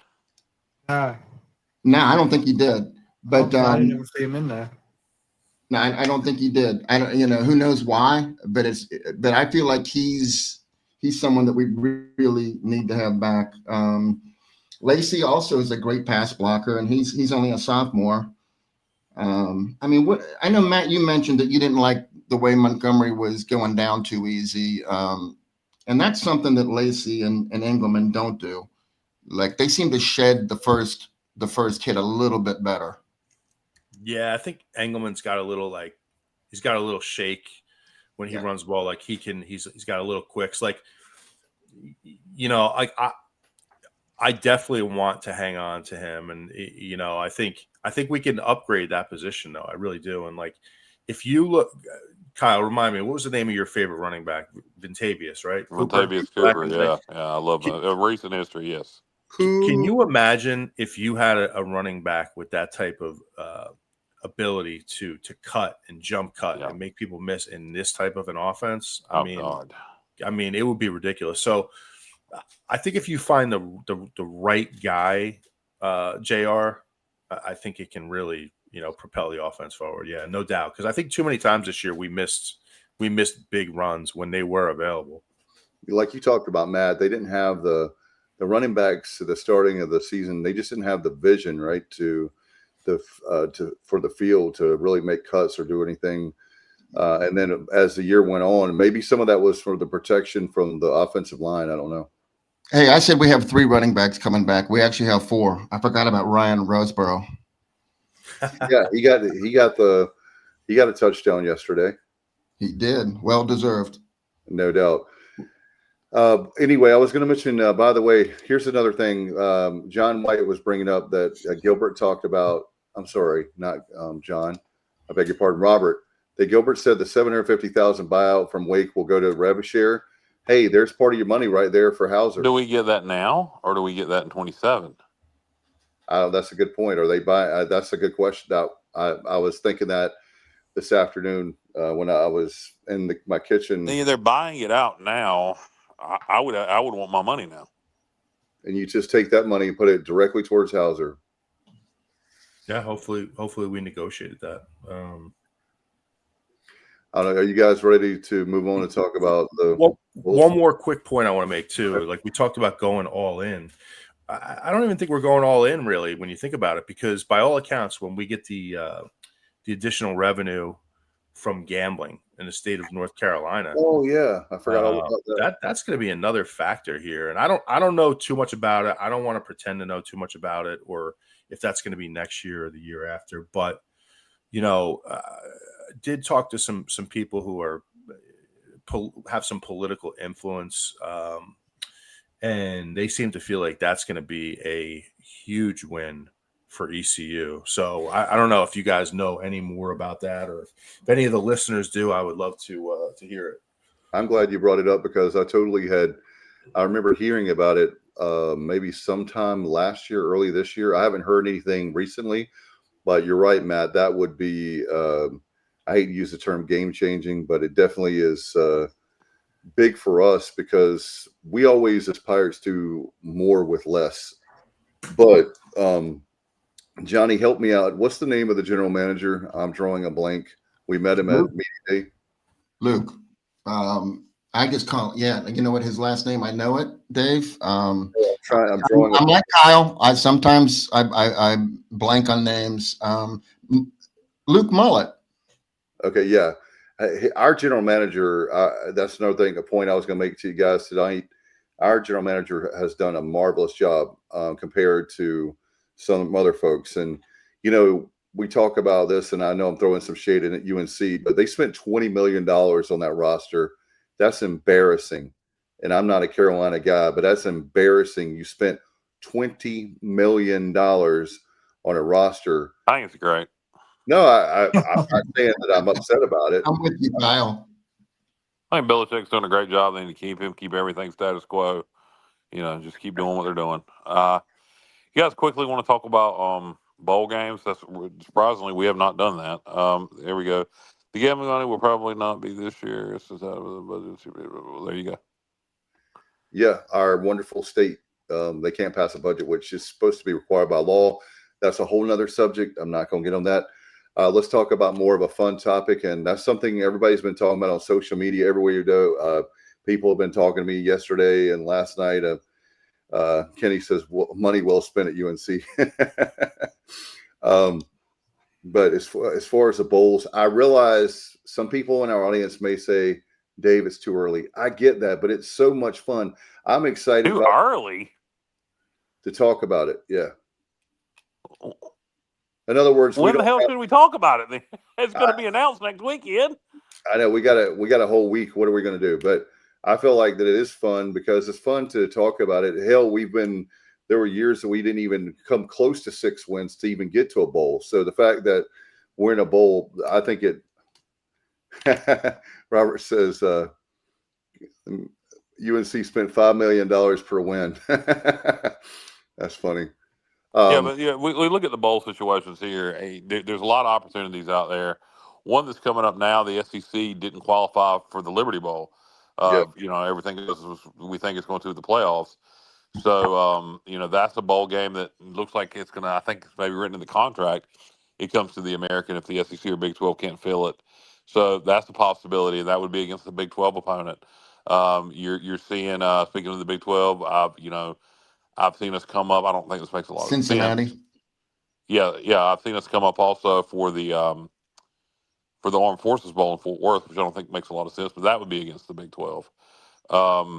I'd love to play Kansas State personally.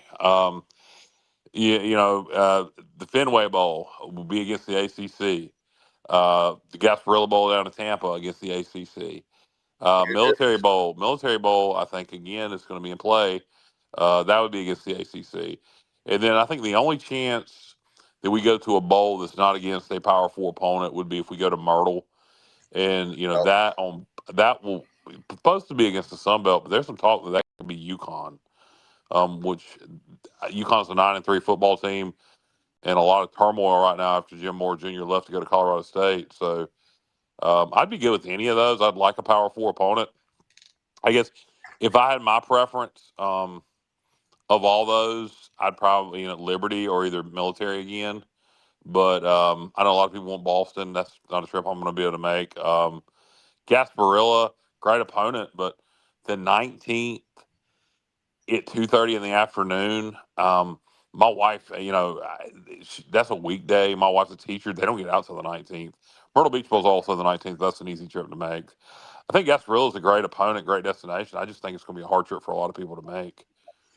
Well, I heard that when we won yesterday, Myrtle's out. Right now, we said no to Hawaii. So it's going to be down to Boston, which we talked about with Fenway, Gasparilla.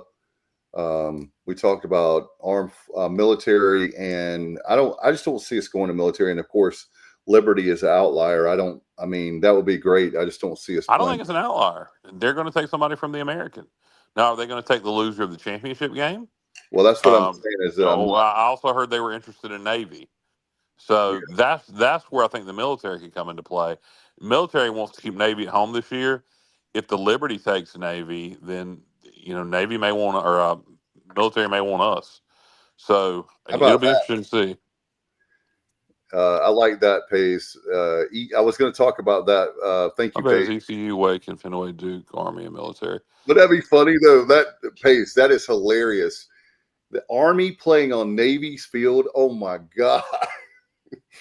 I know it's the Military Bowl, but that's like the time when Duke played at Carolina in '89, and they had their home jerseys on at the Dean Dome. That was nuts. I think they've done it before. I think Army's been to the Military Bowl. Am I wrong on that? I'll have to look it up. I'm not sure on that, but I was just thinking that's. Matt, I was going to ask you about that opponent, ECU, Wake, and Fenway. The more I thought about it, after. You have to have storylines, and after what they did to us, like they don't want to play us or too good to play us, they can use whatever excuse they want in the book. I think it will be a great matchup. How about you? Yeah, I think it'll be a really good matchup. How ironic would it be to have two schools from North Carolina coming all the way up to Boston, Massachusetts in 20-degree weather? And I said it last week, but that bowl game is all about who wants to be there the most because the conditions are always terrible.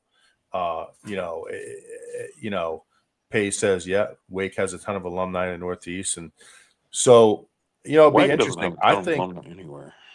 What's that, Kyle? Wake doesn't have a ton of alumni anywhere.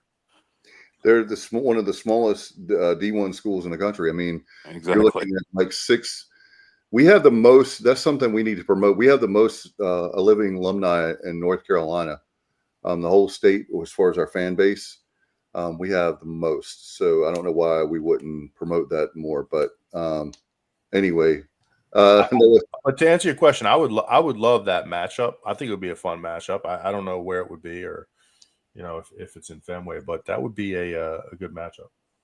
Wake would be good. I'd like to play Wake. If I had my druthers, if you ask me what bowl game I'd want, Liberty Bowl, and it's a Big 12 opponent, I want Kansas State in Memphis. Ooh, that would be cool. I would say, and that's another thing, Kyle. That's January 2nd. Yes, that would be easy one to make. Yep. Yeah, but Fort Worth. Oh, that's a long trip. Yeah, Yeah. You get the family truckster, right, Stevie? Yes, sir. The family truckster for road. That's when Mackenzie yells road trip whenever we go on these ball games. That would be a long road trip. I want Stevie to roll up like Uncle Eddie in that in that recreational Full, vehicle. Matt. It's full, Matt. Let's see there. That's an RV. Wake has a lot of alumni in DC. John White, former pitcher for the Pirates. Kenny says he's looking at hotel prices in Tampa. By the way, Matt, I was surprised. I guess it makes sense. I was looking this afternoon because I figured maybe people would ask, but Boston and Tampa have really reasonable flights. I was really shocked. Maybe like between Tampa was a better price, about $157. Well, that's good. And 274, 250s, 274 in that range for Boston. So I don't think is that for you out of Raleigh, Dave? Yeah. Gotcha. Yeah, I always try to travel like Raleigh or Norfolk, but Raleigh's bigger than Norfolk as far as the airport. So I feel like maybe they would have a better price. I don't know.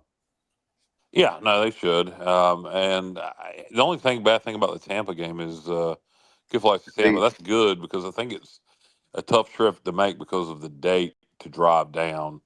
So that's good that the flights are reasonable. What is that? What is the date, Kyle? 19th at 2:30 p.m. Friday the 19th at 2:30 p.m. So a lot of people still going to be working. Yeah, if it was one day later on the 20th, it would make it so much easier. Agreed. And that tells you as much as they want attendance, that tells you that television is more important than attendance. But yeah, so Duke, wait, hey Matt, another one that I was thinking about. They may have one too many games, but I would really love another team that I would love to play in Fenway is Pitt. What do you think? No, thank you. They were looking really good for a while. They got they got their asses handed to them yesterday. Yeah. They've been a weird team this year. They're a little bit more used to the cold weather than we are. I don't want to play them in Boston. But I was thinking about the ECU Independent days when we played Pitt a lot, including beating them that exciting game in '91 for the Peach Bowl year. Those kind of teams are teams that I wish we could schedule. I know we're not talking about scheduling tonight, but that's a team that I wish we had a home and home with. I know that's going to be hard these days, but it would be nice to play them. Look, it'll be nice whoever we're playing. But by the way, guys, when JR and Stevie, what do you guys want? What do you guys? Yeah, we want. Sorry.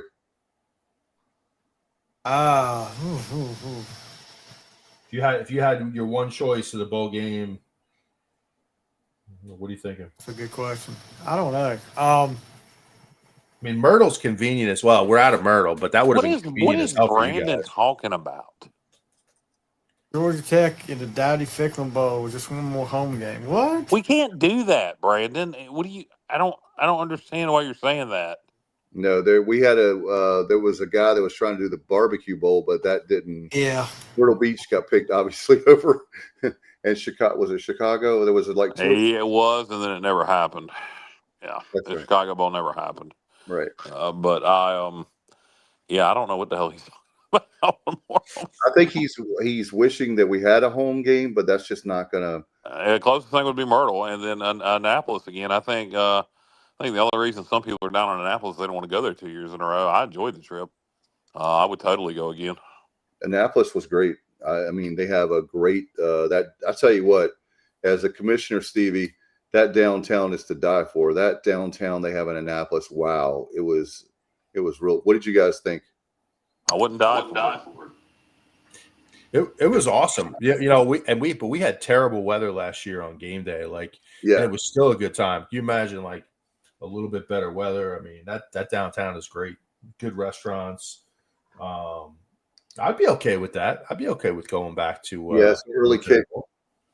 It's a beautiful, beautiful city. Lot to I don't know. There's a lot to do, but it's beautiful. There's plenty to do. I enjoyed it. I'd like to go back. The downtown's nice. I I don't anybody that went last year. You say the weather was bad. It could have been way worse. I mean, it rained, was yes, It was but the warm at least. temperature, but yeah, it was in the 40s. It could have been instead of being 48, it could have been 28. And Ken Island was pretty cool too. And doing that show at Jody's, that was a good setup. Yeah, the Fisherman's Inn. Yeah, The bridge, I could do without that bridge, but doesn't bother me at all.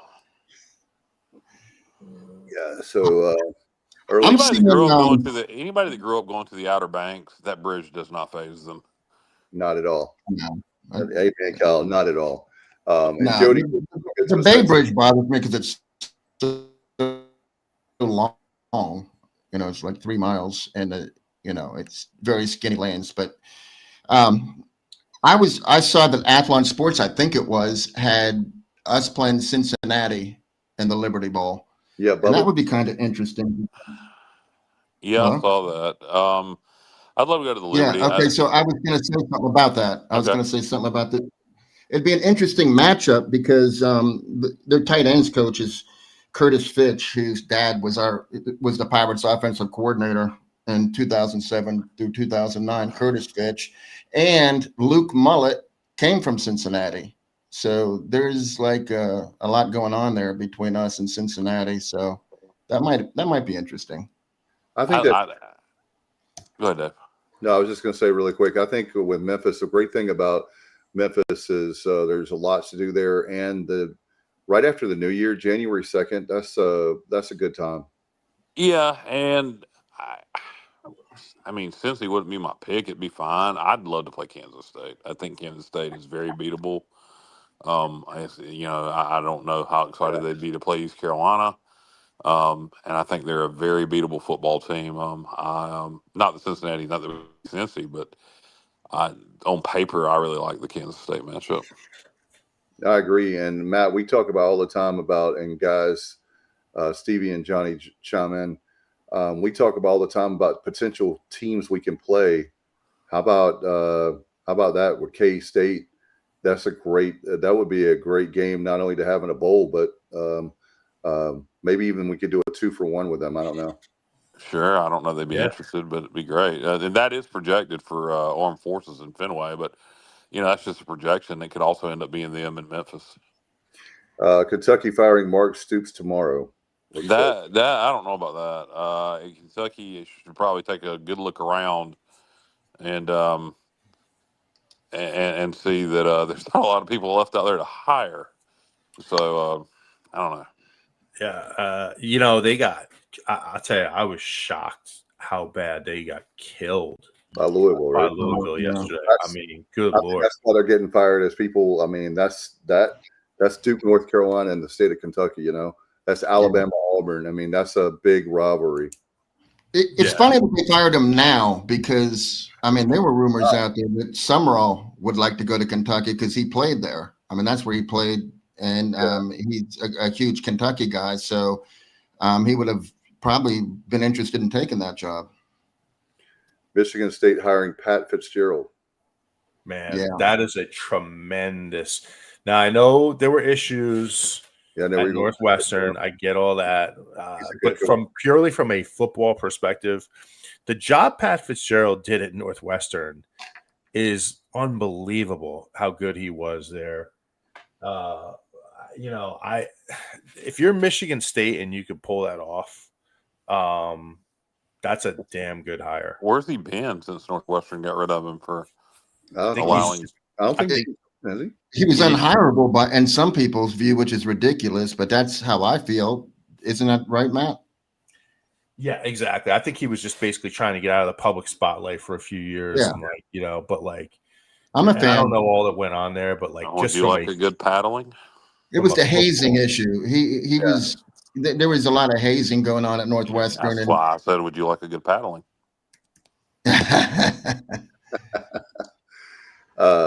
But yeah, you guys make a good point about firing. We were talking about earlier, firing. You fire a coach and you have no plan. That sounds like, oh, wait a minute, Confer. But we've been through that, and they had no plan. And Matt, I know you talked about Penn State. Penn State is a really good job, and I can't believe that I can't believe that they don't have, and they can say all that. Maybe they do, that there's a coach that they're going to hire from another school that's going to take the job that's still coaching. I don't know, but man, I thought they would have some big name coming after you get rid of Franklin, but we'll see. How about talking about coaches real quick? I'm a fan of this guy, and he hasn't been in the talk about people that were out of the public view and hiding out for a while. Nick Rolovich, first of all, when he was quarterback at Hawaii, he lit it up. You know, he won me many a wager, late nights when I'm chasing. Anyhow, Nick Rolovich was coaching at Hawaii, and then he got the Washington State job, and then COVID came, and he said, "I'm not taking that shot." And they said, "Well, then you're going to have to resign." And so he didn't take the shot. They fired him. Now he's back on Cal's staff, and they fired Justin Wilcox. So here comes Nick Rolovich as the interim coach, and they're 17-point dogs to SMU, and they won the game outright. I would just love. I know it's one game, but he was very successful. Where he coached before. I would love to see that guy get another opportunity. I'm not sure Let where that. let me ask you a question. How in the blue hell do you get fired? And I remember when all that happened at Washington State. How in the blue hell do you get fired at Washington State for refusing to take a COVID shot and end up in friggin' Berkeley? I mean, yeah, that's the whole thing. The GM is Ron Rivera, and I'm not trying to be political, but Ron Rivera is pretty woke, if you want to use that term. And there's no way he'd hire Nick Rolovich. I'm pretty sure of that. The one that surprised me the most, guys, Jim Mora Jr. I mean, he went to Colorado State, but like, if I was a big school, I would really. It's too late now, but I don't know why he didn't get more attention, because I mean, the job he did at UConn. I think he would have if he'd waited. Yeah, I think he is. He grew up in Colorado. Part of his life, his dad was a head coach at Colorado, Jim Moore Sr., and so he grew up in Colorado part of his life. So it may just he wanted to get back out to that area. Would be my assumption. I don't know why you wouldn't wait. Right. Yeah. No, I agree. Because he, I don't know if it was maybe his age that scared people off a little bit. He's probably in his 60s, I'm guessing, which is not, but he seems to be at a good point in his career where he's getting it done. So that one surprised me a little bit. And to think that he did a good job at Connecticut when they only care. I mean, let's face it, they really only care about basketball. They do have a good baseball program, but the basketball is really the only thing they really care about. So the fact that my point is, he didn't have the support he could have at another school that's willing to spend more money. And it's not like Colorado State is a bad job, but I agree with you guys. The job he did at UConn, he deserved. Would you guys, just speculating, because I know that he's already taken a job, Matt, would you hire him at Florida? Jim Moore Jr.? Yeah. I would prefer him over Summerall. Yeah, I don't think his age should really be that big of an issue, since Kirk Cignetti is the exact same age, I believe. Nobody's afraid to hire him. He's like 66. Good point. Jim Moore Jr.? He's in his 60s? Yeah, I think Cignetti's like 64, isn't he? Yeah, okay. They're both in their 60s, yeah. I believe he is. They're both in their 60s, yes. Jonathan Smith, who got fired at Michigan State, will be interesting to see if he lands anywhere. Former Oregon State. Well, I can tell you, about Jonathan Smith.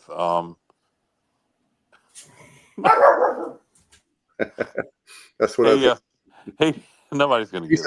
He's a dog. No, nobody's going to get this joke. Nobody's going to get it. But I can tell you, Jonathan Smith is an angel. Nobody's going to get that joke. No. Nobody.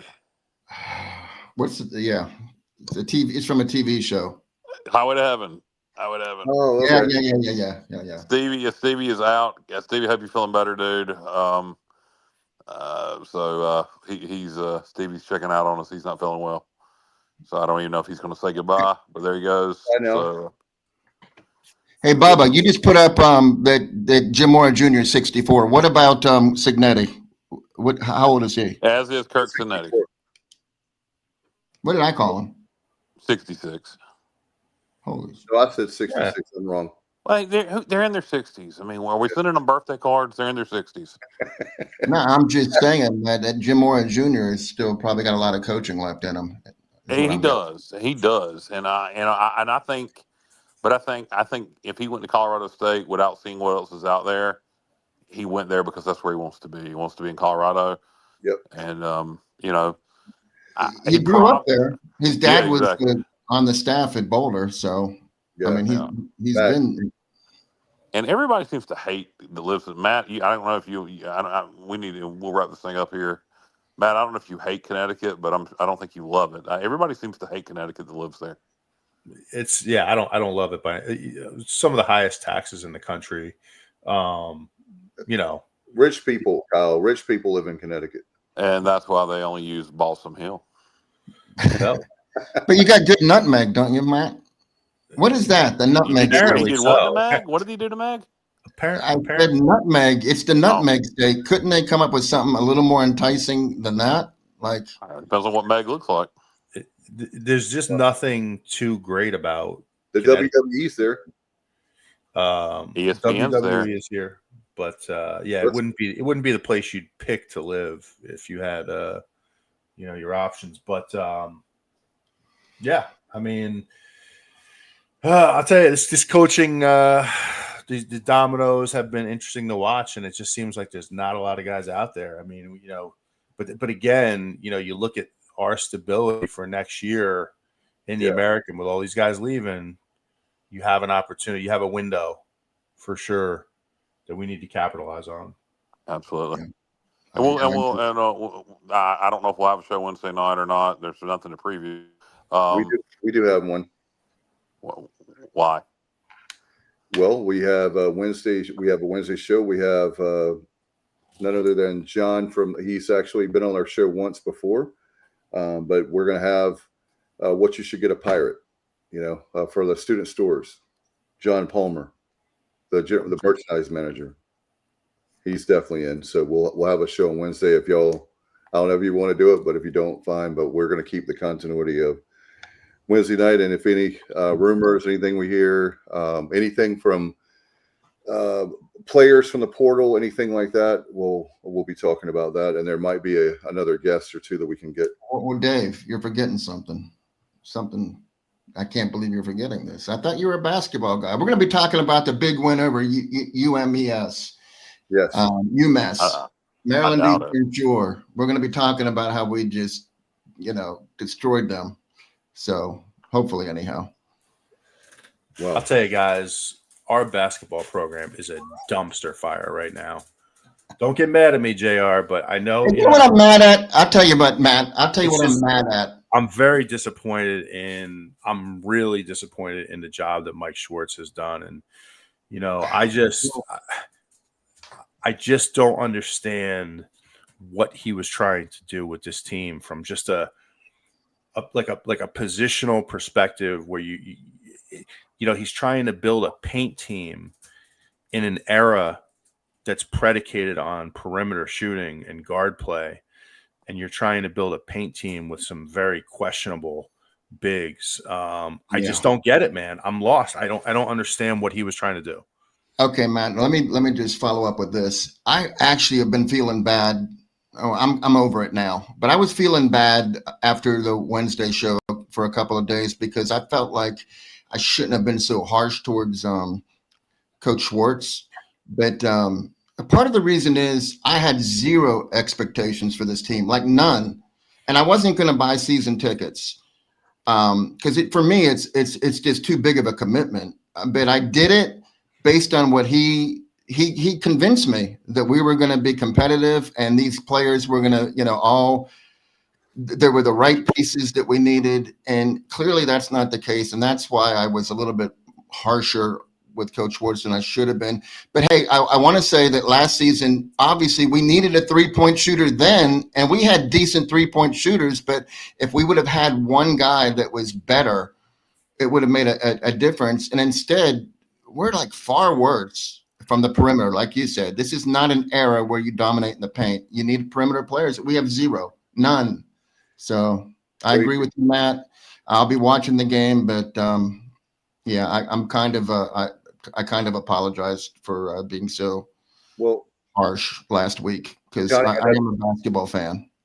Johnny, I know you called out Cameron from Goldsboro on Pirate Radio yesterday for the fifth quarter, and he called anybody spending money on basketball or idiots or something like that. A paraphrase. Yeah, well, that's exactly what he said. And then I said that he wasn't a true Pirate and that he has no right to criticize people that are actually putting out money for a product that's not real good right now, but they're trying to make it better for Pirate Nation, and that he was scum. And then I felt bad about that. I really did. I mean, and if you're listening, Cameron, I don't think you're scum.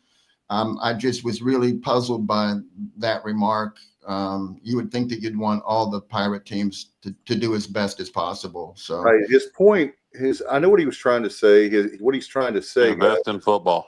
In football, the problem is if you want our school, we want to be a Power 4 school. We want to be at the next level. And guess what? If our basketball program is atrocious, it doesn't matter how good our football. It doesn't matter how good the baseball team. It doesn't matter.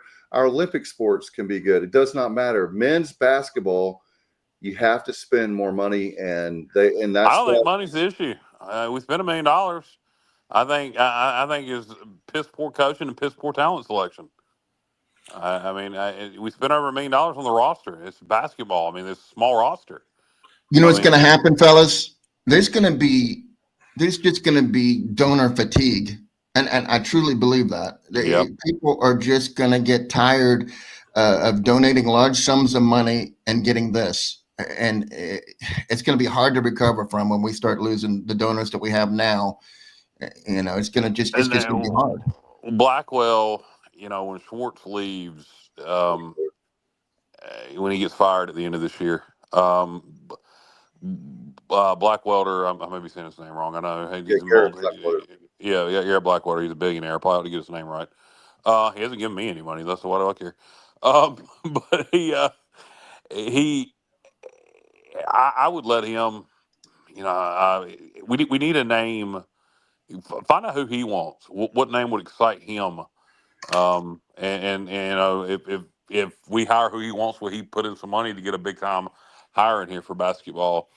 Because that's something we've never done. We've never made, That's true. We always seem to make the wrong decision. I go back to when we brought back Dooley, when we could have hired Odom. He wanted the job. He was at, University of whatever the hell it was, Baltimore, whatever, that upset Virginia in the first round. But now he's the head coach of Virginia. UMBC. But you know what? I thought Dooley did a great job. I mean, I may be in the minority, especially the second time. I just feel like he did as well as possible. Yeah, I give Coach Schwartz credit also. I'm sorry, Matt. I just wanted to say I give Coach Schwartz, thanks for keeping RJ here for as long as he did, because RJ was a generational talent. There aren't that many RJs out there, and he was able to keep him here. So I do respect that. Yeah, thanks, John White, for pointing that out. But I mean, it's amazing to me that, and I'll be honest, I'm very down on the program. I'm really down on when I watch that product on the floor. There's just the plan was, to roll with, look, I think Woodard is a solid player. He's not a perimeter shooter. Jordan Riley, very good all around player, not a perimeter shooter. Travion LeBeau, I keep hearing about, he's out for the year. Was our plan to build? I mean, he didn't show much from the perimeter last year. If anything, perimeter defense is good, but offense, not at all. Not one bit. So I just don't understand how you construct a team with no shooters. I mean, absolutely no shooters. It's inexcusable. And when I watch this product on the floor, it's a tough product to watch, guys. I mean, it's that St. Bonaventure game. If you go back and look at it, and I'm kind of going off a little bit now because it really bothers me. But like St. Bonaventure did not shoot the ball well. in that game. They didn't play particularly until well the end. Until the end. We had every opportunity, but like as bad as they shot the ball, we were way worse. I mean, it's just unbelievable that in this era you're trying to build a team. Now, did he think Delorier was like some stretch five? He hasn't shown any of it. I mean, what was this guy looking at? Here's the problem, guys, is that the problem is with this team is you have a lot of guys that have quote unquote potential. The problem is they didn't have a lot of playing experience. And now I'm not making excuses. I'm just telling you what's going on. And now they all had plenty of playing experience, not at the D1 levels. No, M-Bank did, but and obviously Gio coming from George Mason, but some of these other guys, they played basketball their whole lives. And what I noticed, Matt, was all of a sudden now Jordan Riley is our best 3-point shooter. And we both know Jordan Riley's a scorer. He's not a shooter. Right. Jordan Riley is a scorer. He's not a shooter. And if he's the guy to take all of our 3-pointers, then we've got big problems. Yeah. And what did we pay Corey Calker to come in here? I mean, he can't make an entry pass without turning the ball over. It's literally unbelievable. He finally got pulled, right? I'm sure you noticed that. And you know what I liked? Hey, Matt, what did you think about them putting Patty? What's his name? The Australian assassin, Darcy. Patty Darcy.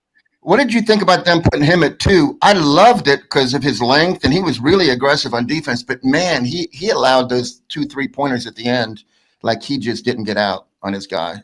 But before that, I was liking it. I was liking that move. Yeah, Mike, I know. You shoot well at practice. Scotty Moe says what we're missing is city food. Yeah, that's right. To your point, JR, like I don't think we run out to the perimeter enough, like to where we close out on shots. I mean, they were just open shots all over the floor for St. Bonaventure. We got lucky because they weren't knocking them down, but they were getting wide open shots. I sent a few texts in the group chat of 3 different plays where there wasn't nobody within 15 feet. No. And one of them, 4 guys were on one side of the court, and there was only one guy on the other side of the court, and 3 St. Bonaventure players. And that guy taking a 3 literally was playing like a game of horse or something. There was no defense at all. Right. And like I'd rather run guys off the 3-point line and make them put it on the floor and attack the basket instead of giving just wide open looks from 3. So like, we don't do the little things well. We don't pass it well. We turn it over constantly. I mean, it's almost unbelievable when you watch how we turn the ball over. And then defensively, we don't really do a good job running out to the perimeter. It's a mess. And I know I'm being a little harsh right now, but when people donate money to this program, you have a guy like Garrett Blackwelter who donated a lot of money. And several others. This is not an acceptable roster. No, I'm sorry. Here's the problem. I'm going to make it short. But obviously we're terrible at 3-point shooting, but we're equally terrible at defending the 3. So every single game, the opposing team has about 6 or 7 more 3s than we do. So that's 21 points.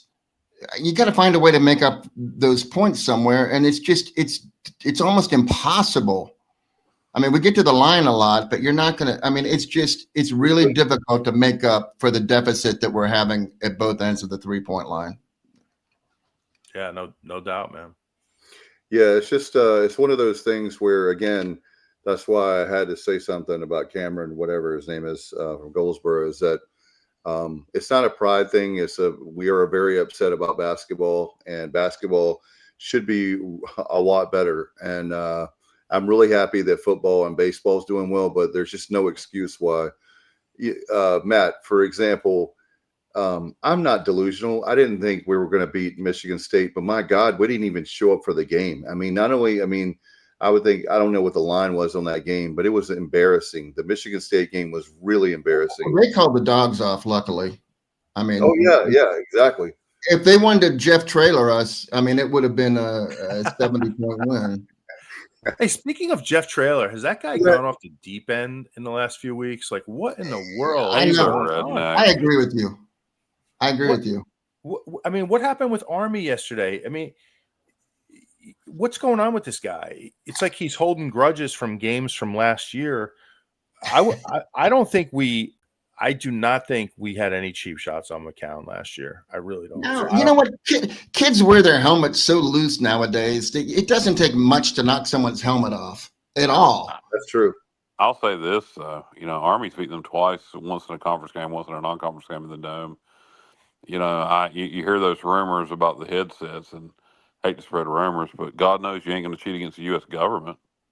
So I'm just saying. But anyway, Traylor's a red. If y'all heard, and this is coming from one, I think Traylor's a bit of a redneck. So just from hearing him speak, so I think that could be his issue. Pace has said he's just mad. He's bitter. He hasn't got a call from a better job. That might be true. Well, he's got to learn how to win on the road. It's crazy to say when somebody kicks your ass that I think if we played them again, particularly if it was in Greenville, like if we could play the Dowdy Ficklin Bowl, if we played them in Greenville, we'd beat the crap out of them. I agree, 1,000%. And you're right, Matt. He had some choice words with Monken. I mean, what are you doing? Like, okay, you had your streak come to an end, but you knew eventually the streak was going to come to an end. And it's not like Monken has a bad program or like you lost to a really bad team or they did some cheap shots Jeff Monken is the most stand-up dude in coaching, I would think. I mean, I've listened to his podcast. I like him so much. I like him. That I listen to his podcast just because they're good motivational, he's very centered and he's not that kind of guy. Cut blocks, maybe. What's that? Cut blocks, maybe. Is that? Are you asking why he was blocks. pissed? Yeah, Traylor may be pissed because of cut blocks. I think it was something from last year when they played up at West Point. Something that happened on the sideline. I want to say, again, just like he holds some weird grudge against us. Man, I was talking to somebody about this very subject before the show, a couple minutes before the show, actually, and we were talking about Traylor, and he said, "You know what it is? He's a Texas high school football coach. That's what he is. He's a redneck." And you're right. And now he's on the sidelines of a major college football team, but he's still just a Texas high school football coach. And I think that's true. Pay said he calls him salty trailer. How about this? Trailer trash. Yeah, that's great. That's great. That's going to be used against us, but thankfully we don't play him anytime soon. So I use it against me. He can come. We'll talk face to face, Jeff Traylor. You like to talk shit? Nobody can talk shit better than me. Let's talk, baby. That'd be. Hey, do you want me to invite him on the show? Get him on. We'll ask you what his problem is. I'll find out. I'll get to the bottom of it. Guys, since we're kind of going off here on different subjects, all right, let's see this comment from Bubba first.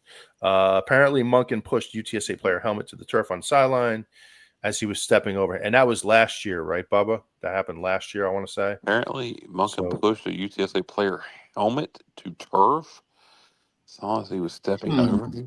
That didn't. So Monken was stepping over the UTSA player and reached down and pushed his helmet into the turf. That's apparently what happened. Wow. Since we're kind of going off here, this is like a round robin, just going off on everybody right now. But let me just take a minute and go off on Lane Kiffin because. Oh yeah, please do. Yeah, to me, there's not a bigger dirtbag in college football than Lane Kiffin. And amen. People feel free to disagree with me, guys, but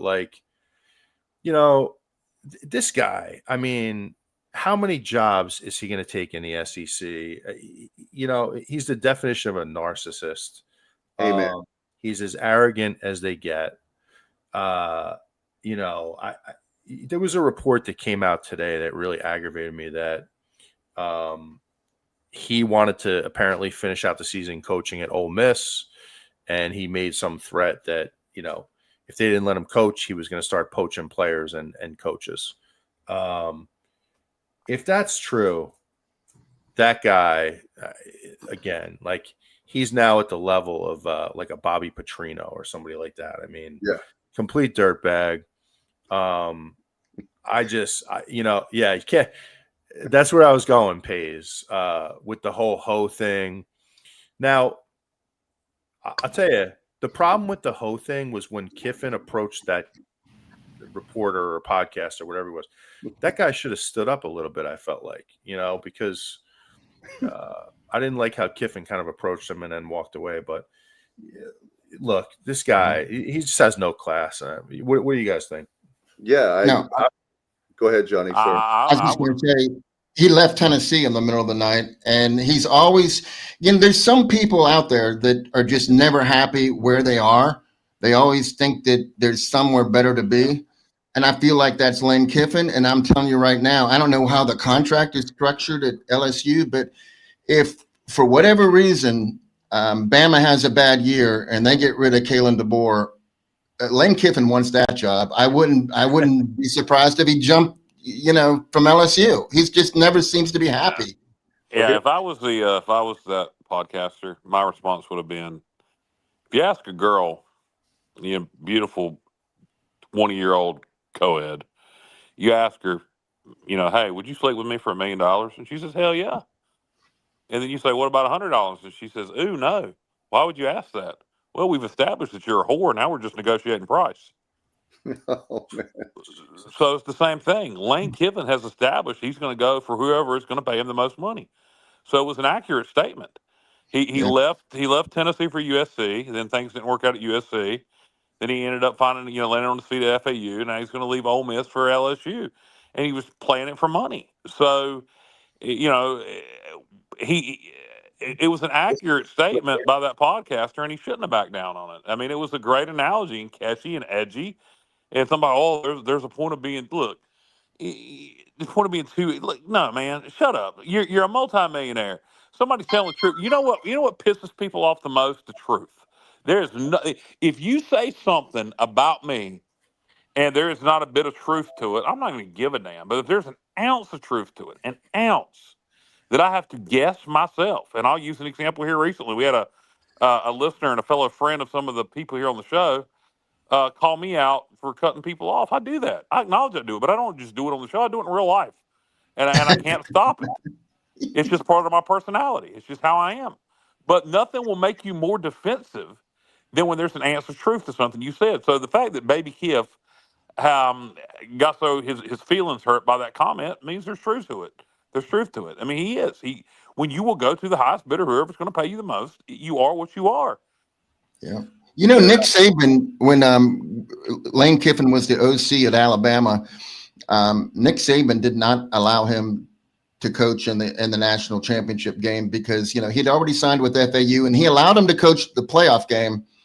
But then he told Lane, no, you're gone, because Lane Kiffin was selfish. And he was given more time to FAU, and he wasn't concentrating. He was late for meetings, and that's just the way he is. He's the most important guy. So Nick Saban already sent him packing, and didn't allow him to go to the national championship game. So, Ole Miss is, I agree with exactly what they're doing.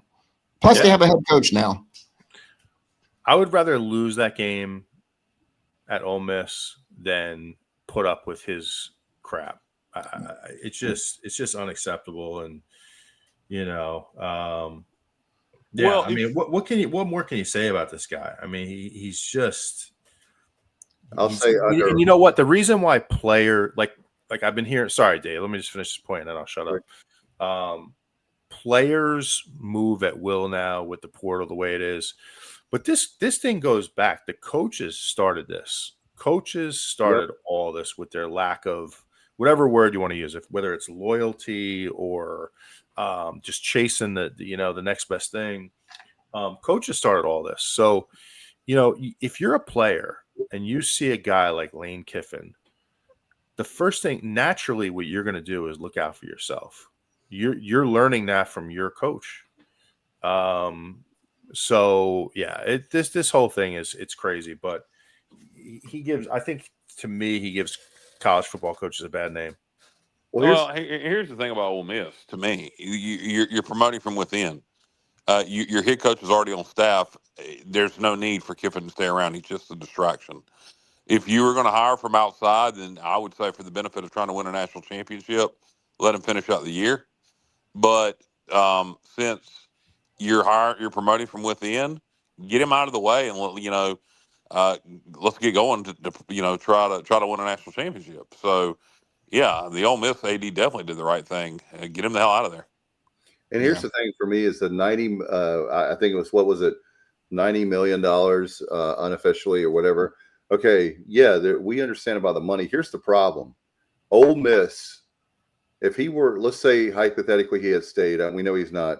If he stayed, he has more of a chance to be a big time legend at Ole Miss than to be at LSU for a year or two. I mean, hell, every time they have the LSU is just not ever. Speaking of, I guess Johnny, it's the perfect marriage because you have the program who's the worst in the country, who is the most unappreciative and ungrateful for. They've got to always win a national championship when there's a lot of good teams out there. It's more schools than LSU. And then you have Lane Kiffin, who, he's never happy. He's never happy. He's never happy. And when you have a win that said Florida over under firing a year, 3.5 years. So will he be fired in 3 years or 3.5 years, 4 years? What do you guys think? Over 3.5 or under 3.5? Who? Lane Kiffin. I have no idea. I don't know. He may go to LSU and roll. If he wins the national championship at LSU, he'll probably go to the NFL next. He's already been. Yeah, he'll go back. He'll go back. Yeah. He'll want to do it again. That was horrible. That was horrible. Hey, Dave, I wanted to follow up on something you said real quick. Is you can Google and say Lane Kiffin interview where he says money means nothing to me, because this was recently. He said, someone asked him in like week 5 about coaching at Mississippi, and he was like, yeah, well, this is where I want to be. Money's not, I'm not driven by money. But he clearly is driven by money. But, at Ole Miss, you're correct. They don't expect national championships. Just keep doing what you're doing. We love you, and, we'll support you. You're not going to get, your blood pressure is not going to get up. But at LSU, man, if he loses one game, right, they're going to be like at his throat. I don't know why he's doing this to himself, but I'm going to enjoy watching him fail, hopefully. Well, just imagine Ole Miss. Speaking of Ole Miss, David Cutcliffe that was at Ole Miss, his wife told the story of how he lost a game, or it was not, in other words, it wasn't like he had a disastrous season. He lost a game, and a day or two later, somebody put a for sale sign in their yard, and they were not planning on leaving. That's how big. But just imagine that like 10 times more or 20 times more. But LSU is like by far like ridiculous. And look, and guys, they are giving a contract, and I know they have money. Guys, Dave, hold on a second. I'm gonna hop off of here. I got a cold and it's starting to get to me, and I need to take some NyQuil and take my butt to bed. So, guys, I guess we'll be back Wednesday night. Hopefully, we'll have maybe a little bit more clarity on the bowl situation. Probably not until the weekend. Y'all enjoy the rest of the show. Everybody, be good. All right, man. Feel better. All right, we'll see who can last as long. I agree with you, Dave, on that. On your last point. Yeah, it's really sad to see someone that he does this. I mean, he didn't. I thought for sure that I would have thought that he had learned his lesson after Tennessee, but look at him. He's just not. That was way early in his career, and he's leaving. He gets fired on the tarmac, like we talked about. It just why? And if you're an LSU, let me ask you guys this, and we can wrap it up. If you're an LSU fan, don't you know this guy could be? He's like another. We mentioned the guy's name. Bobby Petrino is another guy that literally has a job and interviewing for another one at the same time. Always. Yeah. And oh my gosh, do you guys have anything before we get out of here? Jeez, man, I think we covered a lot. We just went for 2.5 hours. So, I think so. Yeah, a lot to talk about tonight. yeah, I guess my final thing would be,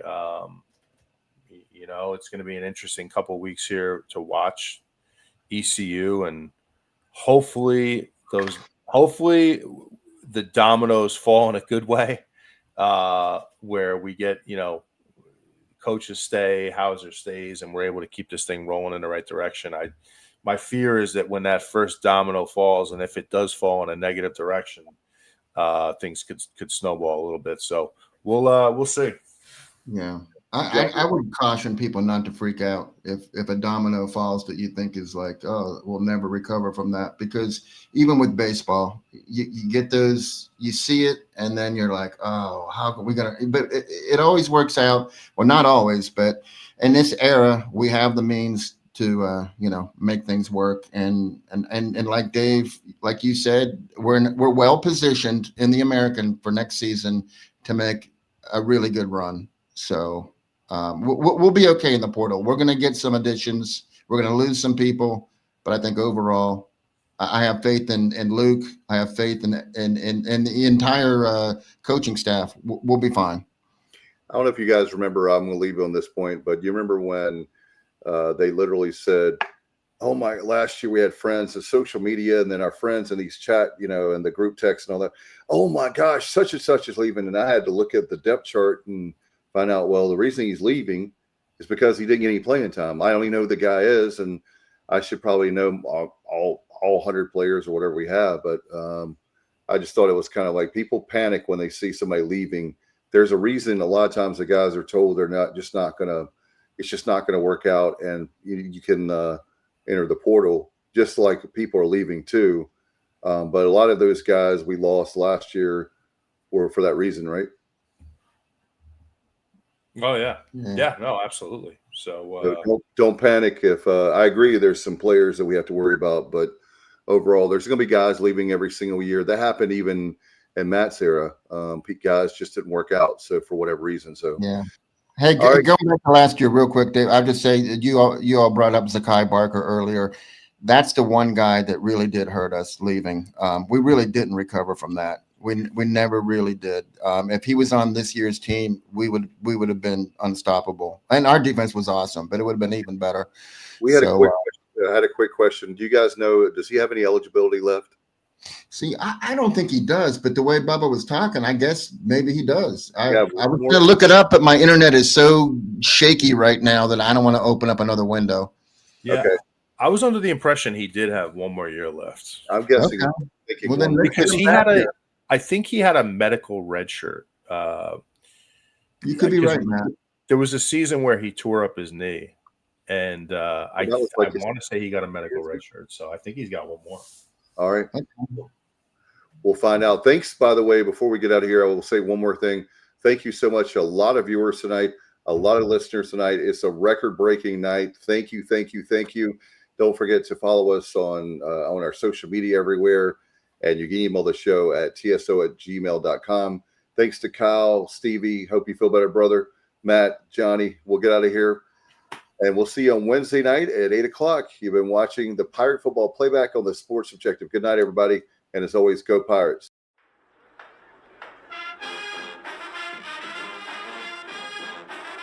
You're watching the Sports Objective, the podcast for Pirates.